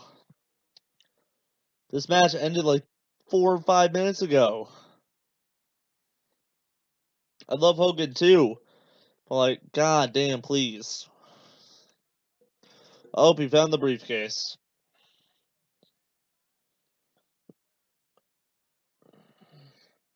Look at that face. That's definitely thumbnail material right there, that face. Yeah, it isn't their stuff, so.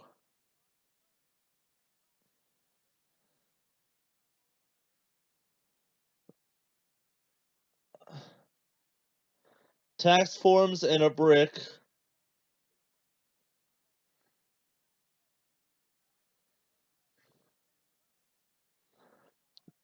And money.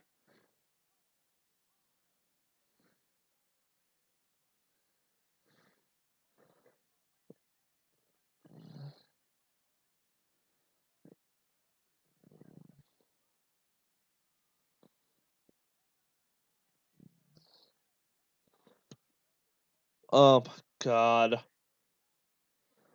This is such a headache.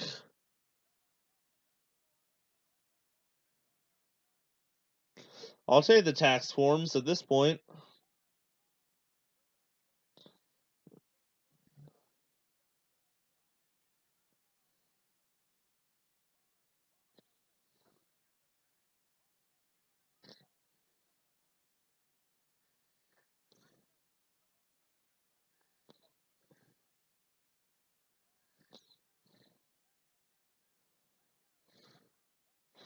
Jesus, come on!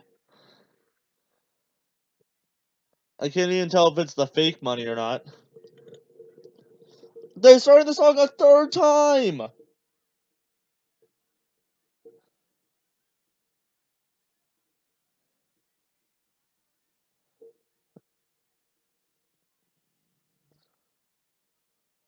Natalie Cole, who are you?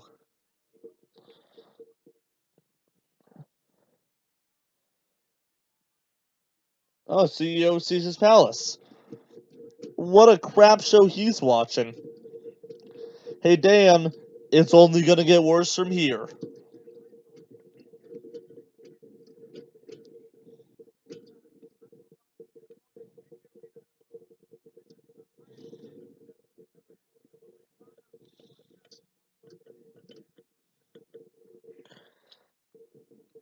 This energy level is simply fabulous, bruh.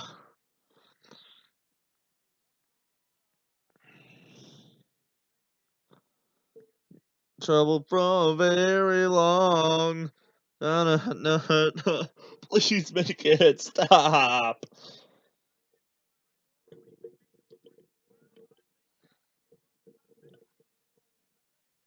I'm a real American.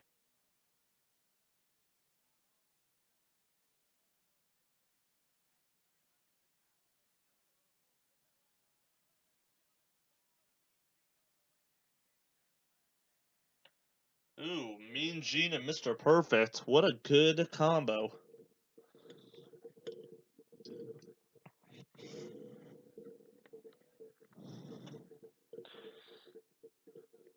Athleticism. Why is Mr. Perfect so sweaty already?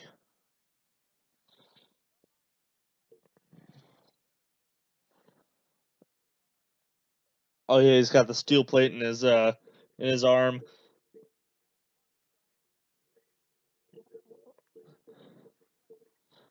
He knocked out Bret Hart. Oh no.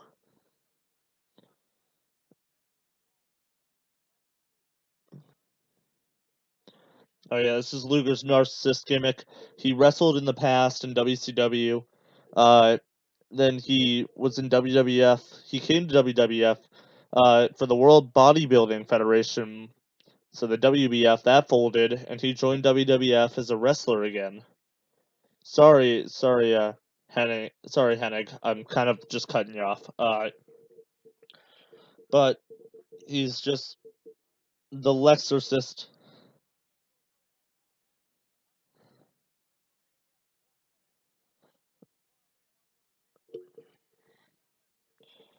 But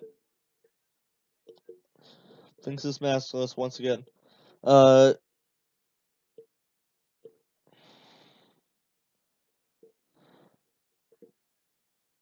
yeah, sorry. Okay, I'm interested again.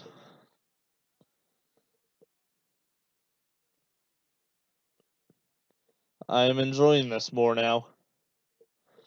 So yeah, he was signed for the World Bodybuilding Federation that folded, and he decided to go back to wrestling, and the rest is history. Uh, he would then, when Hogan leaves the company later, in '94, he becomes. Oh, hello. I'm sorry. I'm distracted. Ignore this part. Ignore this part. I'm not staring at. No, I'm not doing anything wrong. The cameras are betraying me. Uh, this is before he becomes All American Lex Luger when Hogan leaves the company in '94 to go act, and then he slammed Lex Luger on a battleship. You can find that video in the top right hand corner right about now. Yeah, that's when he's fighting. Oh, hello, Luger. He's fighting Yokozuna. He slams him on a battleship.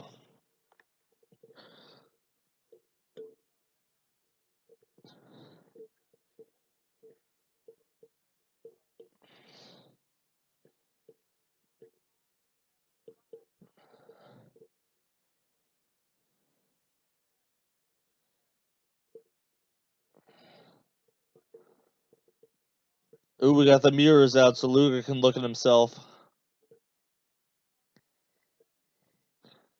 And the pyro. So that the mirrors aren't picking him up enough because they don't angle him correctly.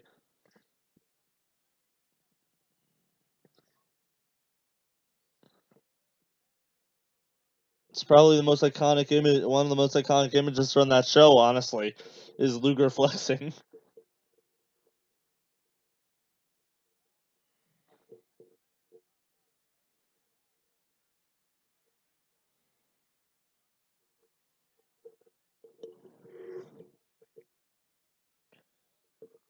Do do do do do do do do do. Mr. Perfect.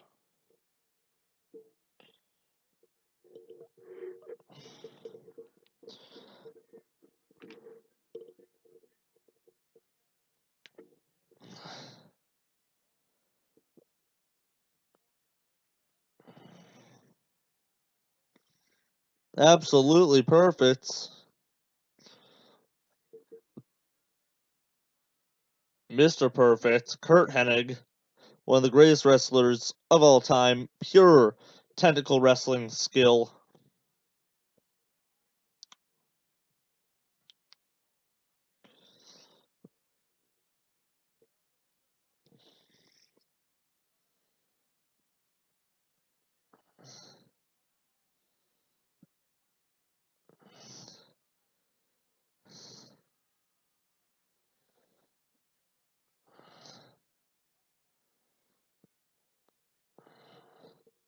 Wrong camel breath.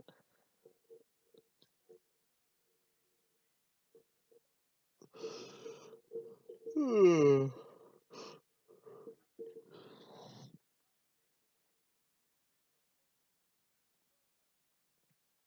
no.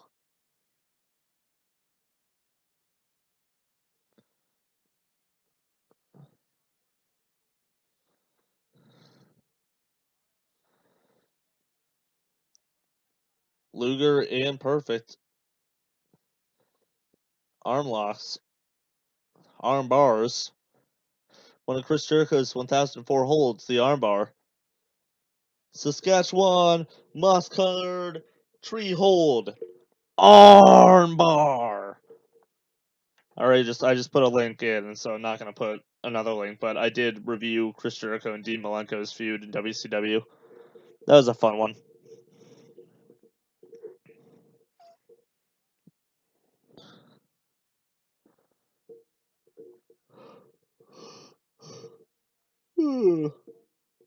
Perfect ain't perfect right now, bruh.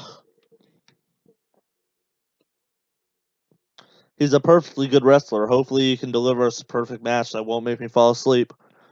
I need an energy boost before we go into Gonzalez versus Taker.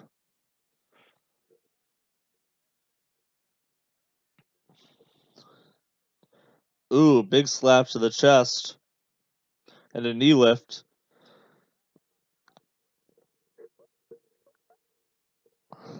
Knockdown. Heenan also managed Mr. Perfect at one point, so one of the most casually cool things ever done was when Luger's entering, or not Luger, Perfect's entering the Royal Rumble, and he throws the scarf up and Heenan just snags it out of the air, puts it around his neck. Ugh, classic. He'll be a hero! Yeah, man, Les Luger slamming Yokozuna on a battleship next year. Such a stupid and iconic moment. I love it so much. And the USS Intrepid slamming him on a battleship.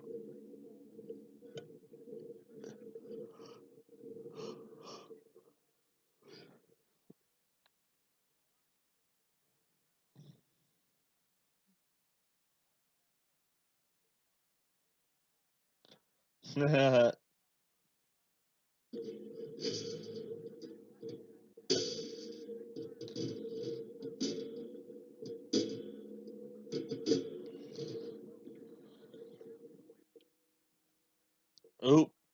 Perfect. Catches the boot, slapping Luger. Going after Luger's leg.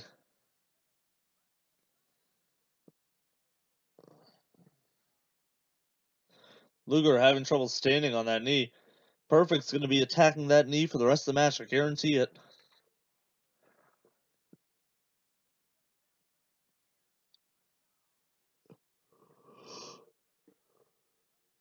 The hip drop. Are we going to go for a figure four leg lock? Question mark.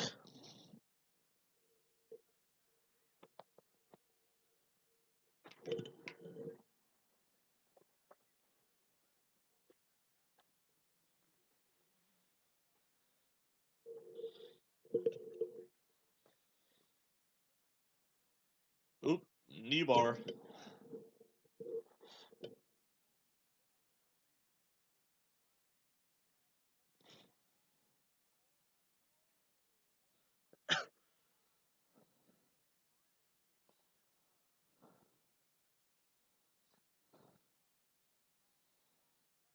Yeah, you're right. You can't compare Lex Luger to Muhammad Ali. Muhammad Ali was extremely talented.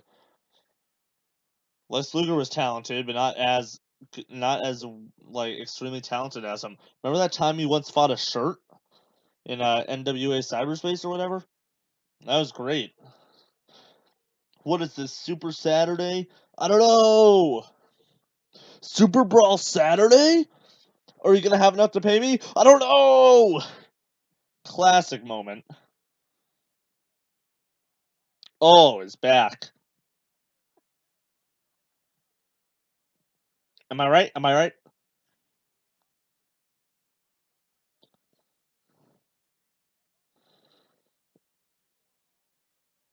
Shit from Oklahoma.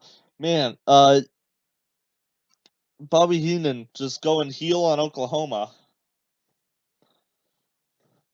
Not on the stuttering gimmick of Ed Ferrara, Oklahoma, but on the entire state, healing on the entire state of Oklahoma. Speaking of Ed Ferreira, what an insulting and like poorly done gimmick. Like, what an a-hole to do that. To mock someone who has Bell's palsy, that almost ruined the dude's career. So what an a-hole. Screw you, Ed Ferreira. And screw you, Vince Russo, for having Ed Ferreira do that. There you go. I said my piece.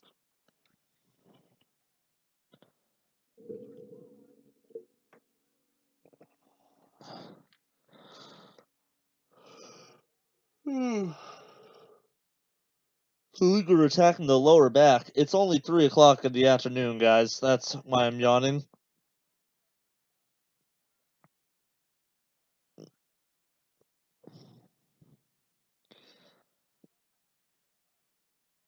Only a 2 count.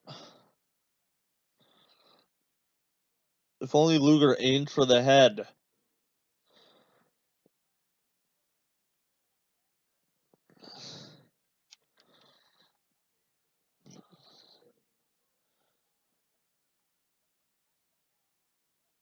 Kicks to the solar plexi.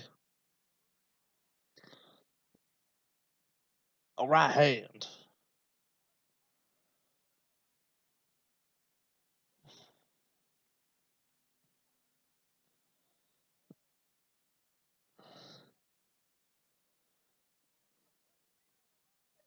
Luger catches the feet on the referee catches Luger putting his feet on the rope. Power slam by Luger. It's a nice power slam. Only a 2 count. Come on, ref.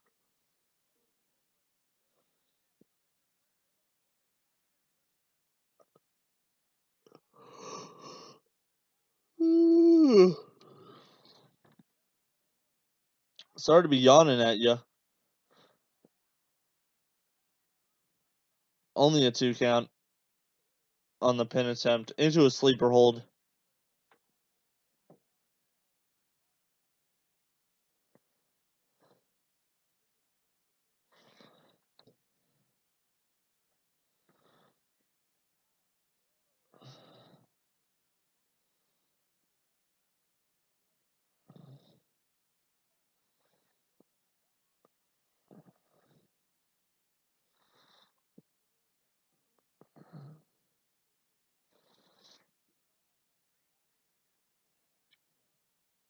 I mean, clearly neither of these guys, because they've been wrestling, are not at 100% right now.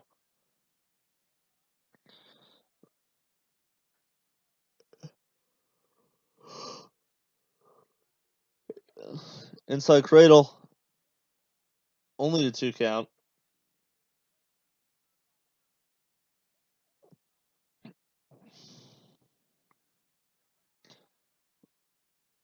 Big backdrop.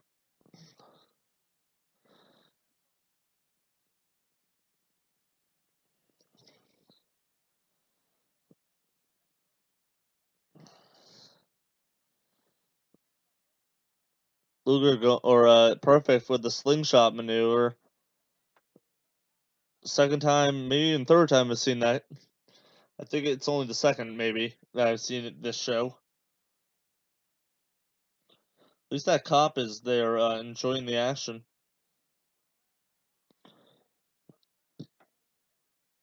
Only a 2 count.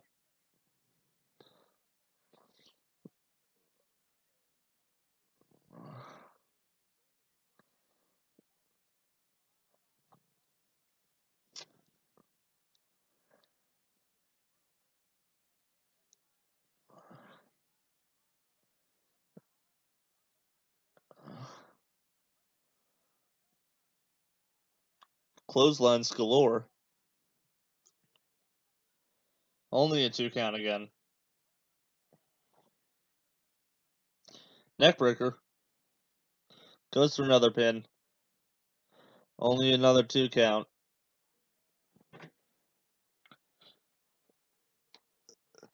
Is Mr. Perfect going to the top rope? I don't see that often. Drop kick from the top. Luger gets his foot on the rope again. And the millions and millions of The Rock's fans going for a backslide. Luger's got his foot on the rope. Can the ref not see it now? Luger backslide. Okay.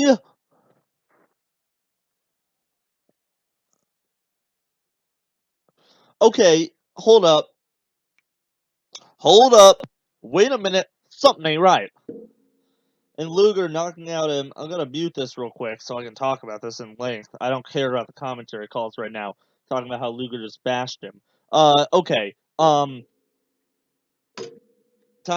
So we saw that the referee noticed that Luger had his boots on the rope earlier in the match, right? That was clear, simple. We all saw it.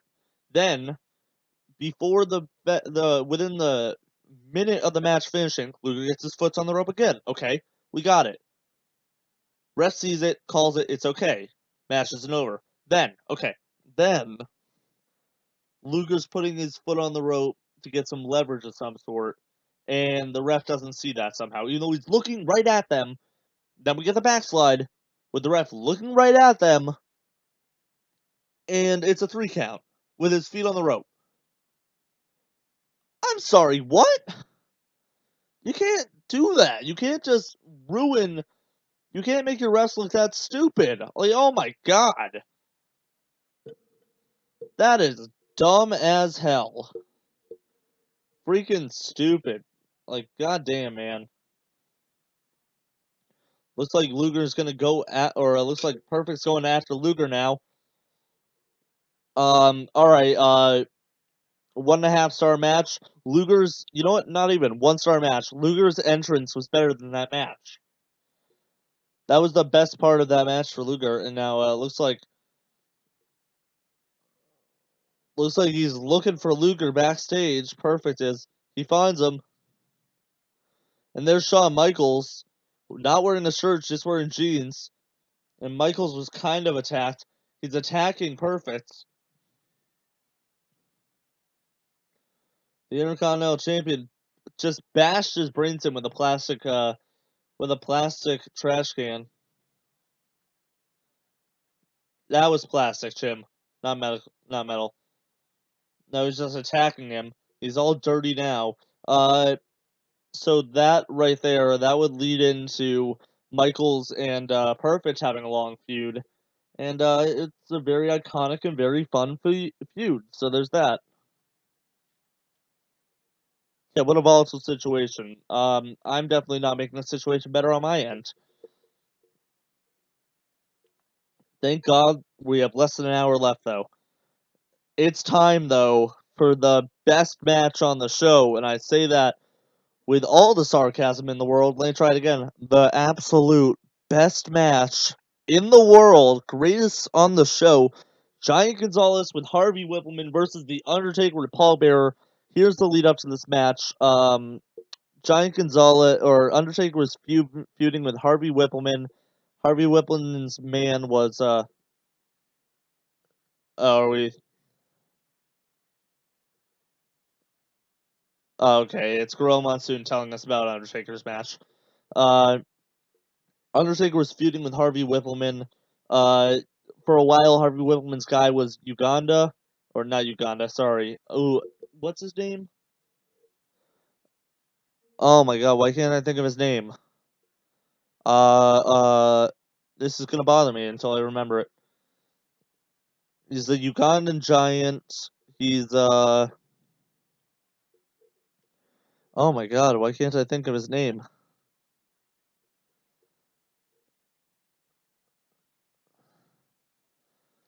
Oh my god, why can't I think of it? Harvey Whippleman, who is 8 feet tall, allegedly. Giant Gonzalez, Harvey Whippleman. Why can't I think of his name? Kamala. Oh my God, Kamala, the Uganda giant. James Harris, the lovely man. Managed by Harvey Whippleman, and Whippleman was feuding with the Undertaker. Undertaker beat Kamala in a casket match. Kamala was scared the whole time. It was very sad. And then Giant Gonzalez debuted at the Royal Rumble and attacked Undertaker. And look at that bodysuit.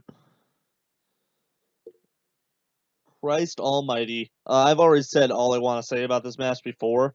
Like, oh my God, it's terrible. Disgusting.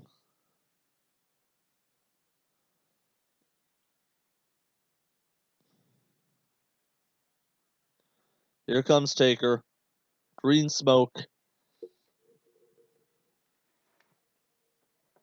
Tell you what, much like the last match, this entrance is going to be better than the match. So I could really just homer this and play the audio from my other pay-per-view, or from my other review, but I'm not going to do that.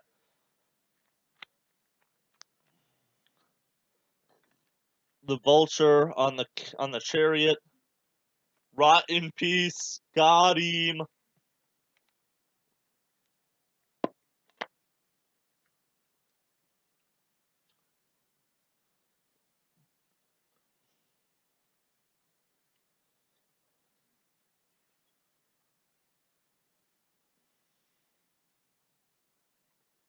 Are we going to address the bodysuit? I really hope we do.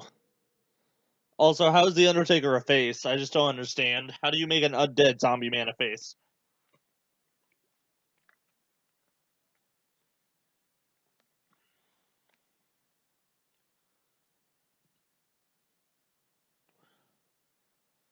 Me personally, I don't like doing negative star ratings, but -5 stars.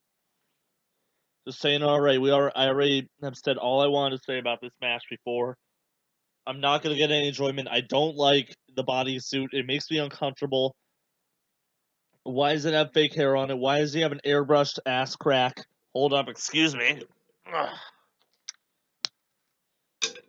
But this is gonna be the best part of this match. The most iconic part is when Undertaker looks up at Giant Gonzalez. If you haven't seen this match, which, man, I'm sorry that I'm exposing you to this. Just watch it through. You'll see the ending. There's a reason this match is always glossed over when people talk about the Undertaker's streak at other WrestleManias.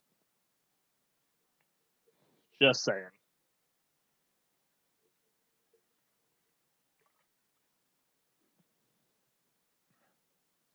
Unless he's gonna do it. Extra, extra. Oh, spread the news. Now they took from the lunar to Neptune.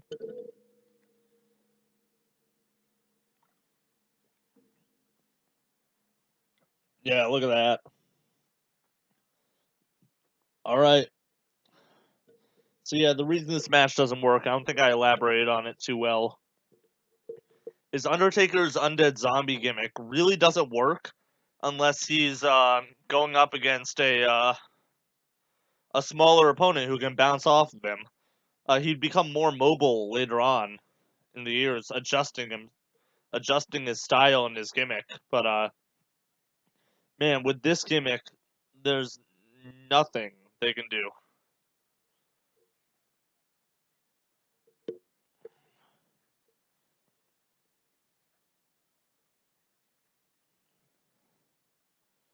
Undertaker choking Gonzalez.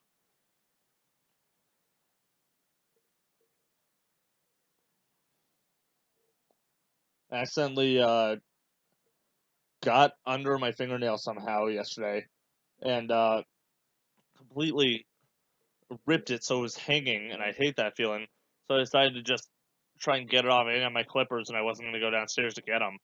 It was bedtime. I was going to bed, and I just bit it off, and now my fingernail is like super close to my skin. And I hate the feeling of touching anything with it. Guess I'm gonna clip the rest of my fingernails to match it now. But like, ugh, hate that feeling. Like I don't have the fingernail guarding it. It feels terrible. I don't like it. Because the nail isn't covering enough is the problem. Like that, the fleshy parts, the sensitive fleshy part is touched. Speaking of which, why do we have that part under our fingernails?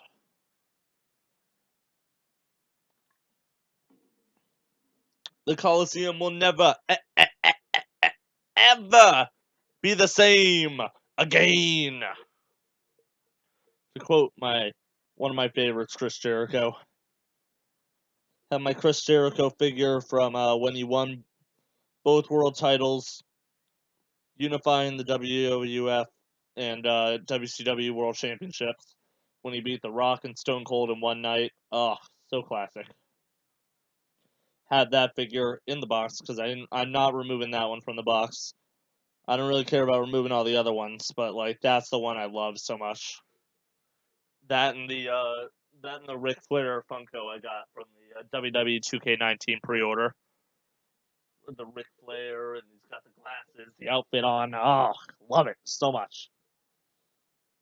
Love me some Ricky Flairsers. That also came with the Ric Flair uh robe piece. Have that behind me. My couch is obscuring it right now, but I gotta find a better place for it apparently.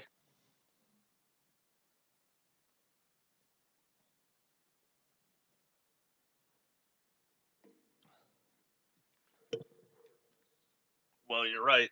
He is the only one who could possibly beat Giant Gonzalez.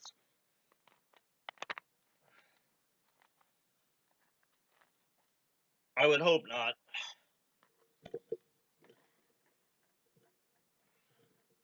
People crap on Great Khali, but Great Khali could at least throw a brain chop.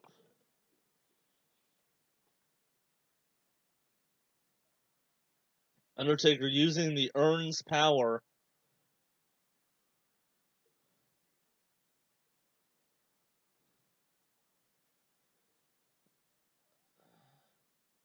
He better.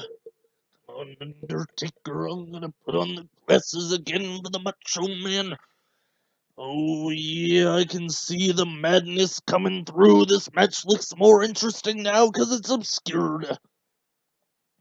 Thrown out of the ring by Giant Gonzalez. Oh yeah. Macho Man. He's gotta get in the ring. It's gonna help the Undertaker. I gotta do it. I gotta get in there. I gotta stop this. I can't do that voice too often. Slammed into the steel. You know what? I'm gonna get a drink from my back fridge because I don't care. It's super unprofessional, but that's what I do. This is my show. I don't need this.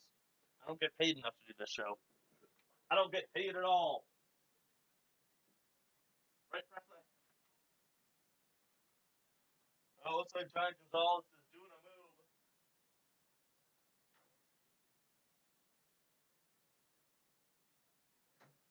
Was he gonna wobble back and forth again?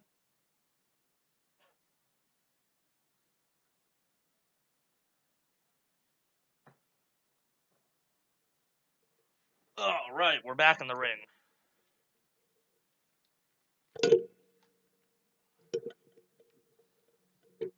Undertaker back up, knocked down again. Undertaker's the only one taking bumps this match. To be fair, would you expect Giant Gonzalez to?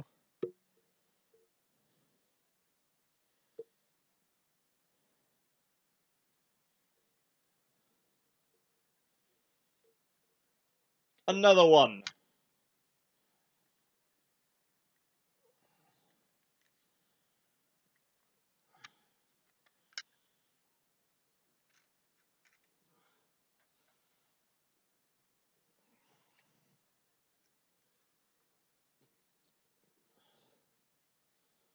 Oh, he's selling like he's having a seizure. He's down to a knee. Presley, he is down to one knee. Can you believe it? She is out cold sleeping. Love that dog. Paul Bearer attacked. Harvey Whippleman has tossed the chloroform rag to him. Oh no, chloroform rag. And he's smothering him. He's smothering him. Totally smothered. Smothered. Smothered. Call the match. Call it. Call it. End it. End it. End it. Please, God, end my suffering.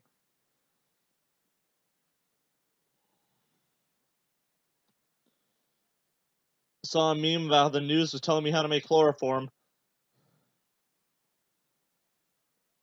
Undertaker is down from the chloroform. You could kill a dude with that.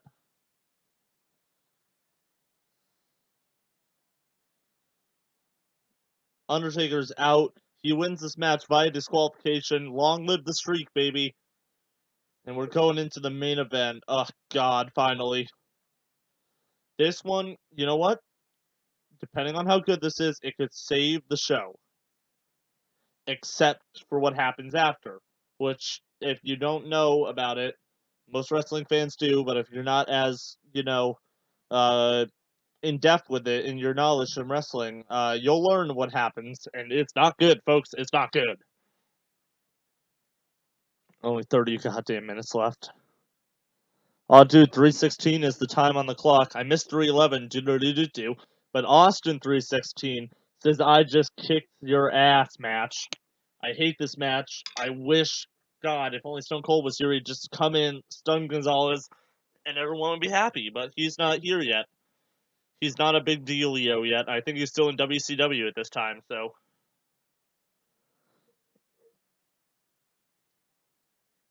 Oh God, end it. End the outrage. I think I ended it after all of this stuff before.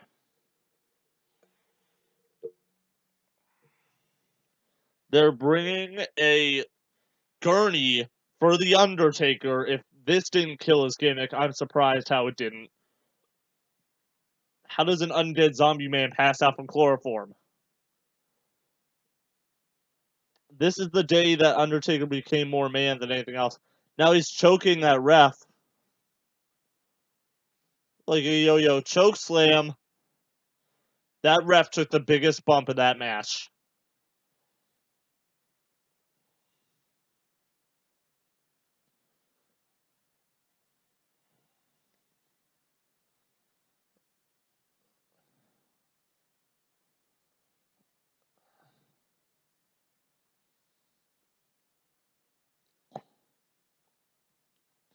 Yeah, exactly. You don't put the Undertaker on a stretcher.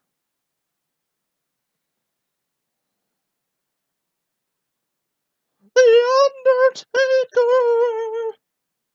I like how they're dragging his body out like he just got mauled by like a lion or something at the circus. They're trying to drag the body out before the animal can go back at him. Poor referee.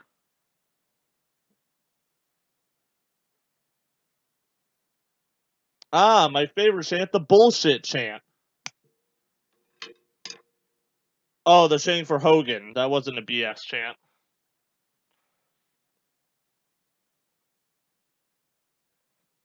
Long live the streak, baby. Undertaker's back, baby. I skipped this part.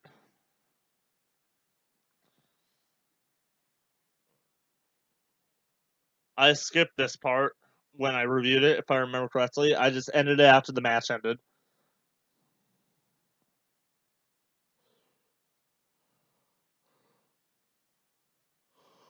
You know what? To be fair, I think I do have to reevaluate my ranking.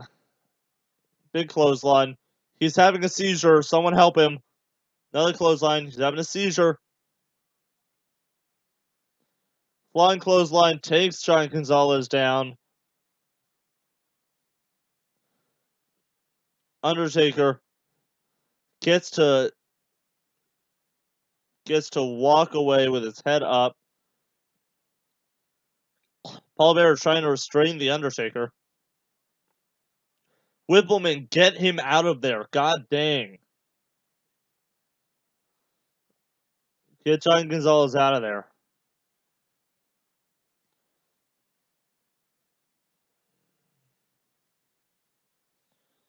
Yeah, but also Giant Gonzalez has a giant spray painted furry crotch, so maybe we don't need to ask what happened. So that's another disqualification finish. So that's like third or fourth one of the night, right?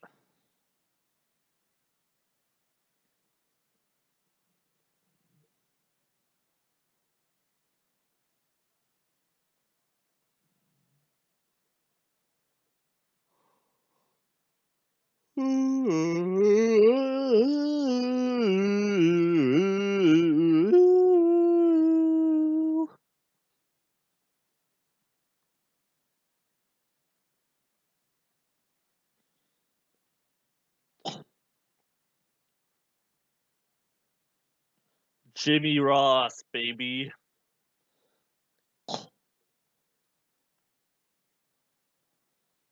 I'm sorry, what about an Underman salesman?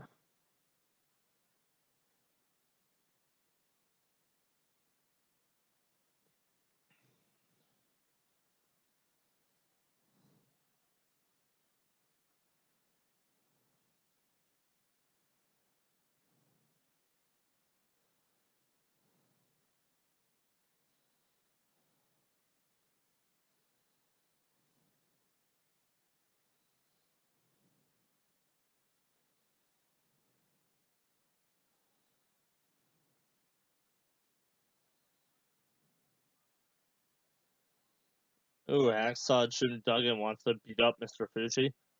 Yokozuna. And buffering again. Yeah. Thank you, network. Everyone give a big old round of applause, baby. Fudge. This is legitimately pissing me off now. Okay. So we're at 2 hours, 21 minutes, and 35 seconds. See if I can get it to restart at least. Nope. I'm going to refresh my browser again. 2 hours, 21 minutes, 35 seconds. Poopers. It is what it is, I guess.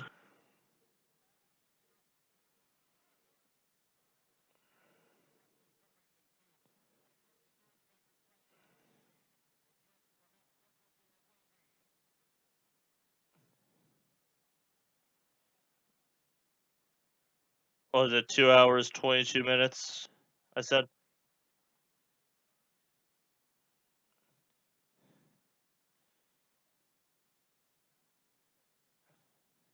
Oh, here we go. Let's see.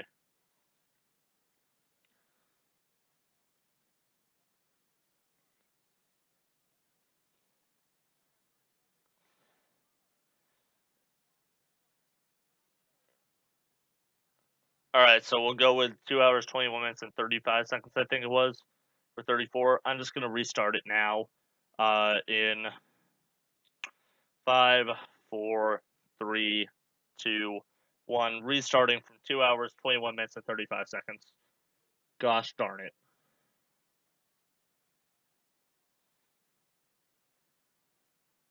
Bonsai drop on Hacksaw. Is it going to go back up?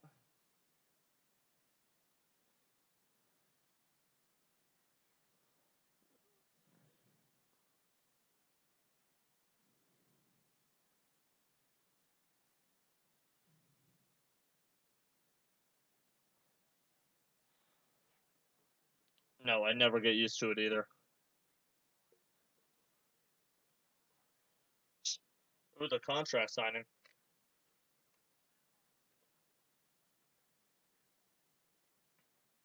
Yokozuna attacking him during the contract signing. It's going to go for a bonsai drop.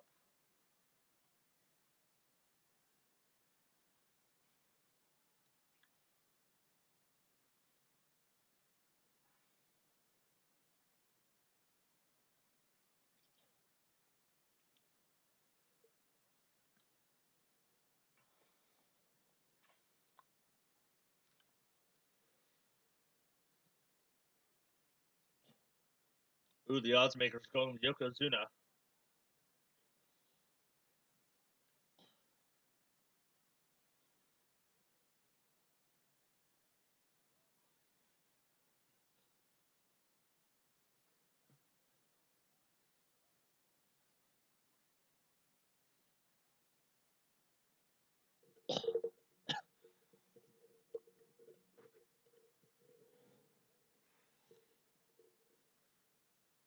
Oh, they're all in his corner? Good.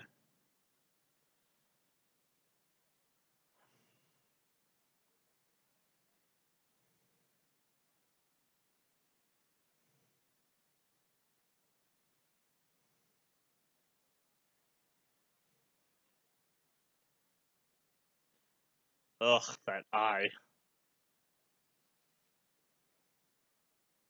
You're a brother.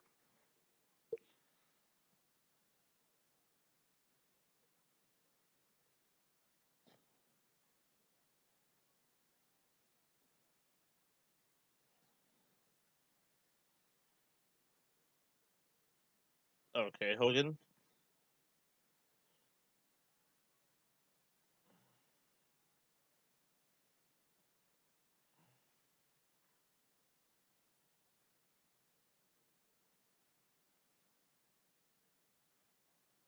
What's that mean? Whoa, Hogan.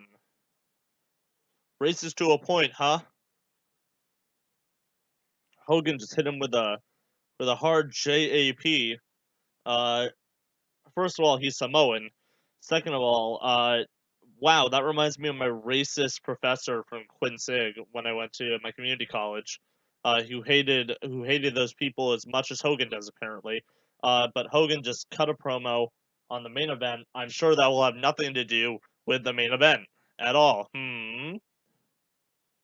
Todd Pettengill, why do you look like a doucher? I'll take a shot for it. Ow.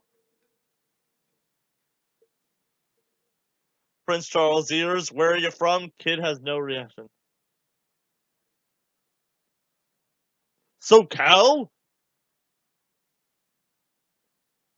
No, he is in the sidecar.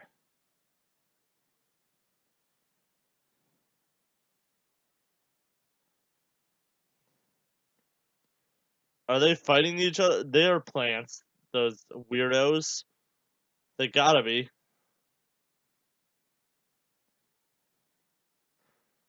Weird. Still daylight for the WWF Championship.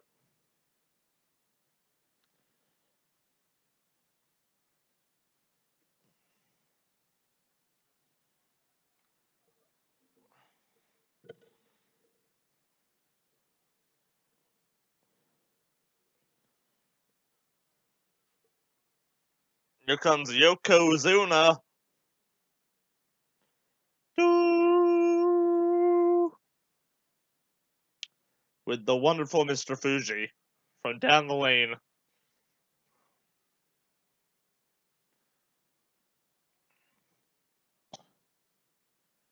Oh, we got geishas. Or whatever. Yokozuna and Mr. Fuji.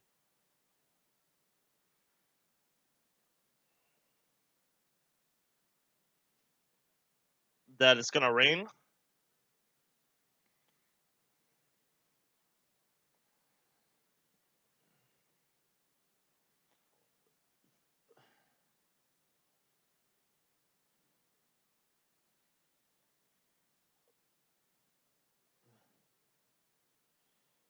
Why did Luger attack Bret Hart?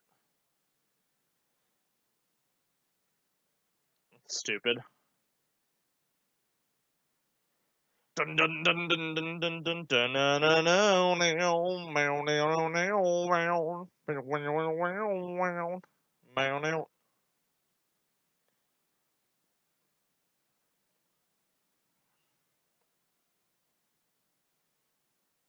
Comes Bret Hart.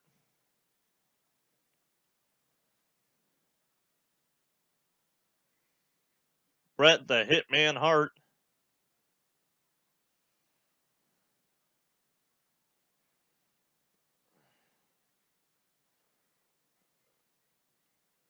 Find out what it means to me, Macho.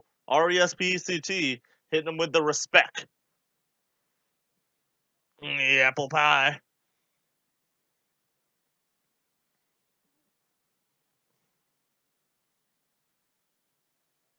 Bret can beat Japan. Samoa.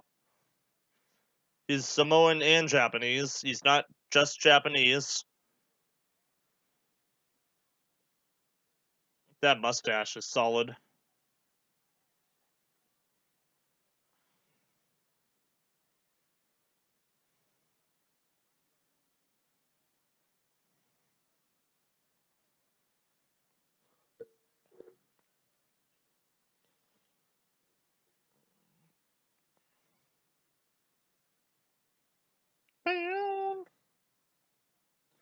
Giving the wraparound shades to a child.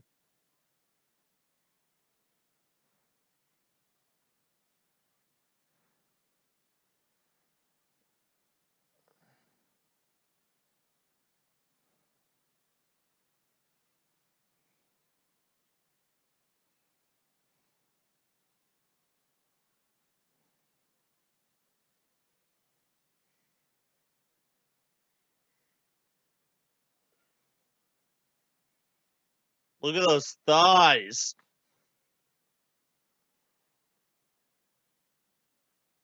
I would debate the Super Bowl ring is more important.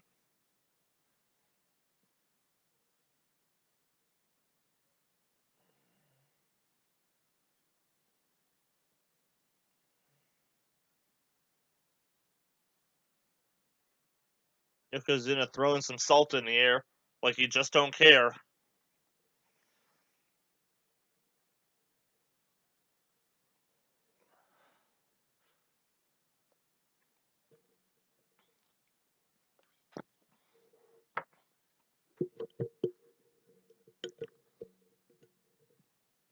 Look at those people taking a photo op on the hard cam side. What are you doing?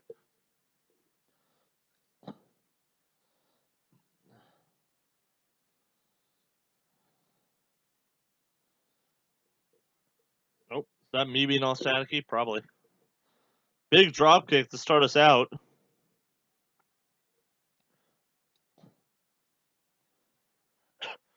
Yokozuna doesn't know what's happening right now. Bret Hart just going at him, pushes him off though. The strength of Yokozuna, Presley. Oh, my microphone's making noises. Oh boy. That static is not good, Presley. He tried to walk away, but he stumbled. Though he tries to hide it, it's clear his world crumbles when Bret is not there. In the World Wrestling Federation, they always end up crying. Yokozuna trying to keep Bret out of the ring. Bret Hart going after the legs, tripping him, catapulting himself, beating up on Yoko.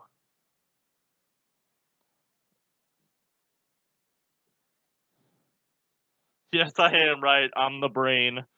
Oh, Bobby Heenan, you mother.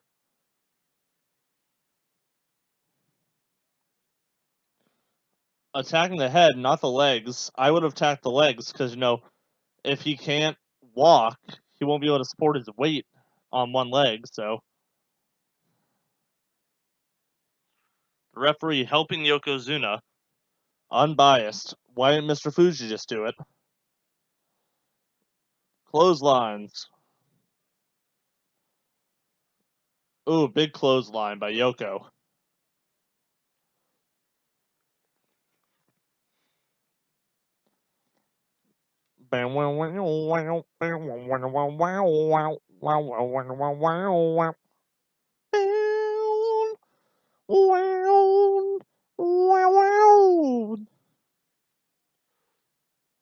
Presley is not interested in this match whatsoever.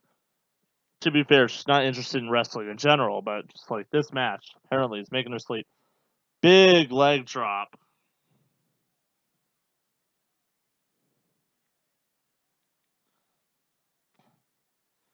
Look at them thighs, baby.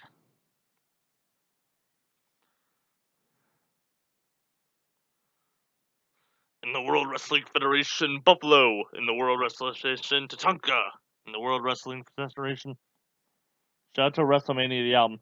Oh, a USA chant. Neither of these men are from America.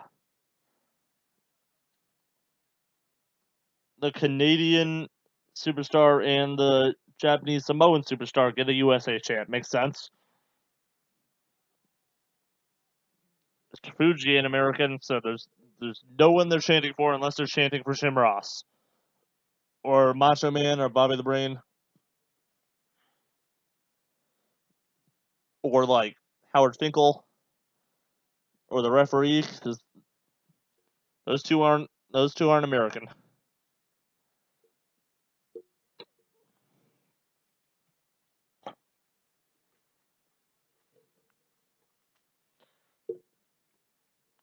£500 of awesomeness.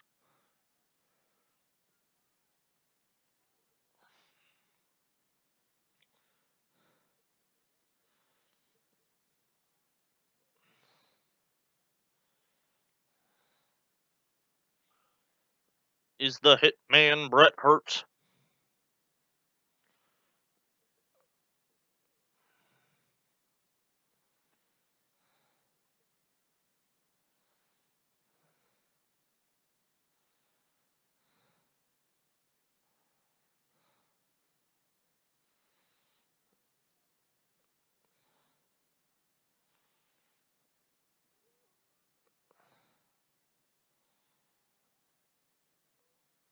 Bret Hart avoids the body splash.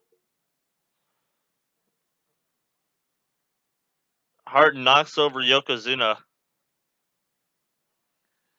Like he's riding the Rock, a Brahma bull. You almost got him.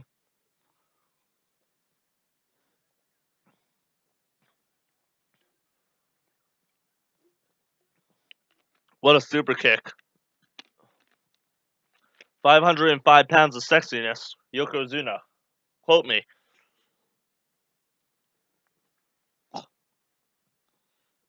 How can you tell if he's breathing heavy? He's got ice water in his veins, gorilla.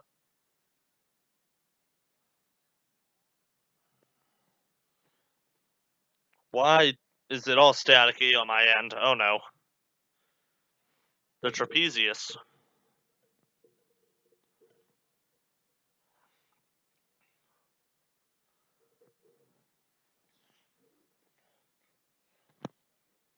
This is wrestling. This isn't a ball game. Macho, you used to play baseball, but that was a while ago, bud.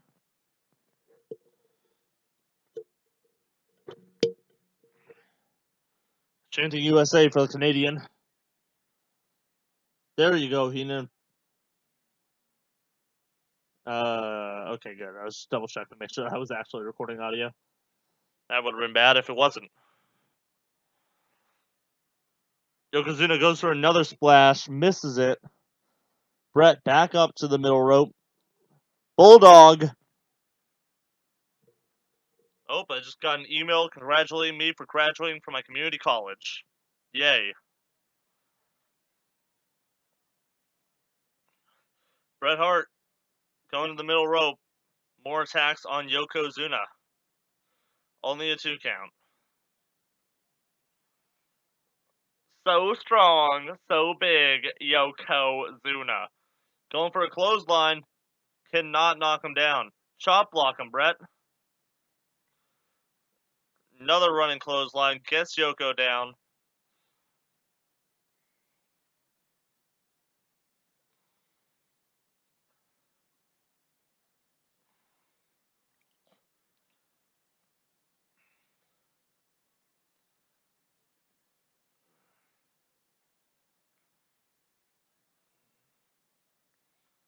Bret Hart pulled the turnbuckle pad off, trying to hold on to avoid getting slammed.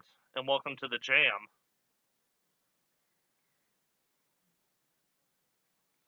Oh no, the exposed ring post. Yokozuna gets hit into the exposed ring post of the top turnbuckle. He's going to try to get the sharpshooter on him. Look at that, he's got it.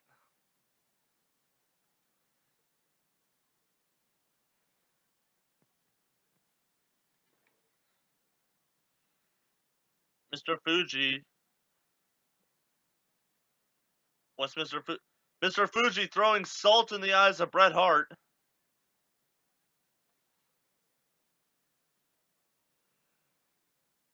Another illusion. Good joke, Ian. Yokozuna wins.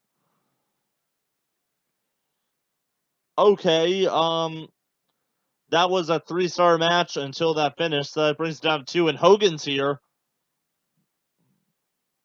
Hogan stealing the thunder.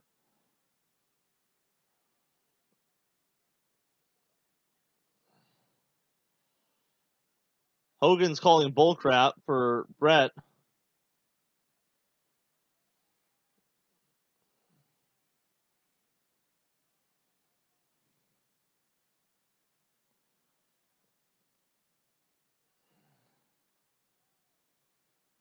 No.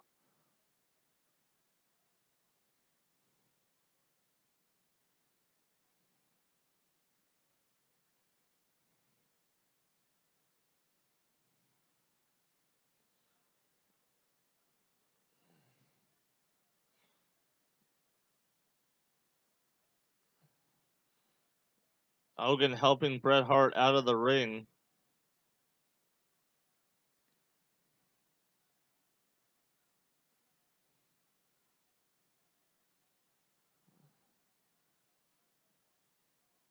Yokozuna putting Mr. Fuji and Yokozuna putting the title on the line right now against Hogan.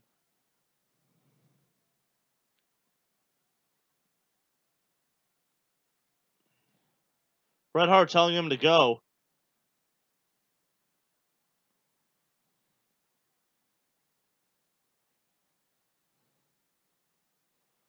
Hogan back in the ring. Match starts. This is the actual main event, folks.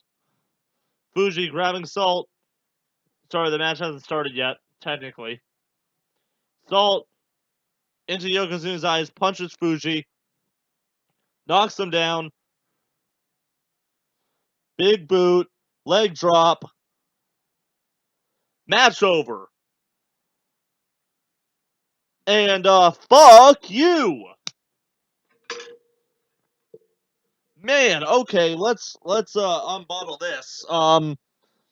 So, Hogan said he never really used his creative control to affect stuff like matches and stuff like that. I highly doubt that with something like this happening. God, wow. Wow. I guess they're trying to send the fans home happy, but it's okay to have a heel leave. WrestleMania in 7 years, they'll have a heel be the first heel walking out the champion for the first time in the main event. So that's cool, I guess. But I guess sending the fans home happy. First of all, wow. Let's talk who it hurts first. It hurts Hogan, because why? He doesn't need to do that. He has his standing. I mean, I guess it doesn't hurt him too much, but he's not going to drop the title to anyone but Yokozuna later. He's not going to bother to drop it to Bret Hart. Second person it hurts is Yokozuna, because you have that title match just the newly crowned champion for a minute, and then boom, in the next 2 minutes you lose your title because your manager decides to throw a match in for kicks to let Yokozuna show how dominant he is. First of all, apparently he got gassed in the match according to Bret Hart, and they had to cut a lot from it. But before that was a good match. The DQ finish pissed me off. 2-star match. But let's just keep talking about this, because this match, by the way, 0 stars. The new main event, the actual main event, technically speaking, at WrestleMania IX. There's the pyro. Okay. Let me compose myself for a minute. Hurts Yokozuna because your new dominant heel, the new main heel of the company, just gets bodied by Hogan in 2 minutes. 2 minutes or less than a minute total. Like, oh my god, what are you thinking? How stupid can you be? And let's talk about who it hurts the most. Bret Hart. Show's over, by the way. Good night, folks, from WrestleMania IX at Caesar's Palace. Holy crap. Holy shit. Let me hit myself with the stick. Who else does it hurt? Let's talk who else it hurts. It hurts Bret Hart the most. Because he just got bodied by Yokozuna and didn't get a chance to defend himself, didn't get the match to restart after the salt in the eyes. And then oh my god, Jesus. Let's just talk about it. Let's just how do I feel about this? How do I feel about this legitimately? Okay. Okay. Okay. So Brett looks like a doofus because he couldn't beat a guy who just got beat in 21 seconds flat.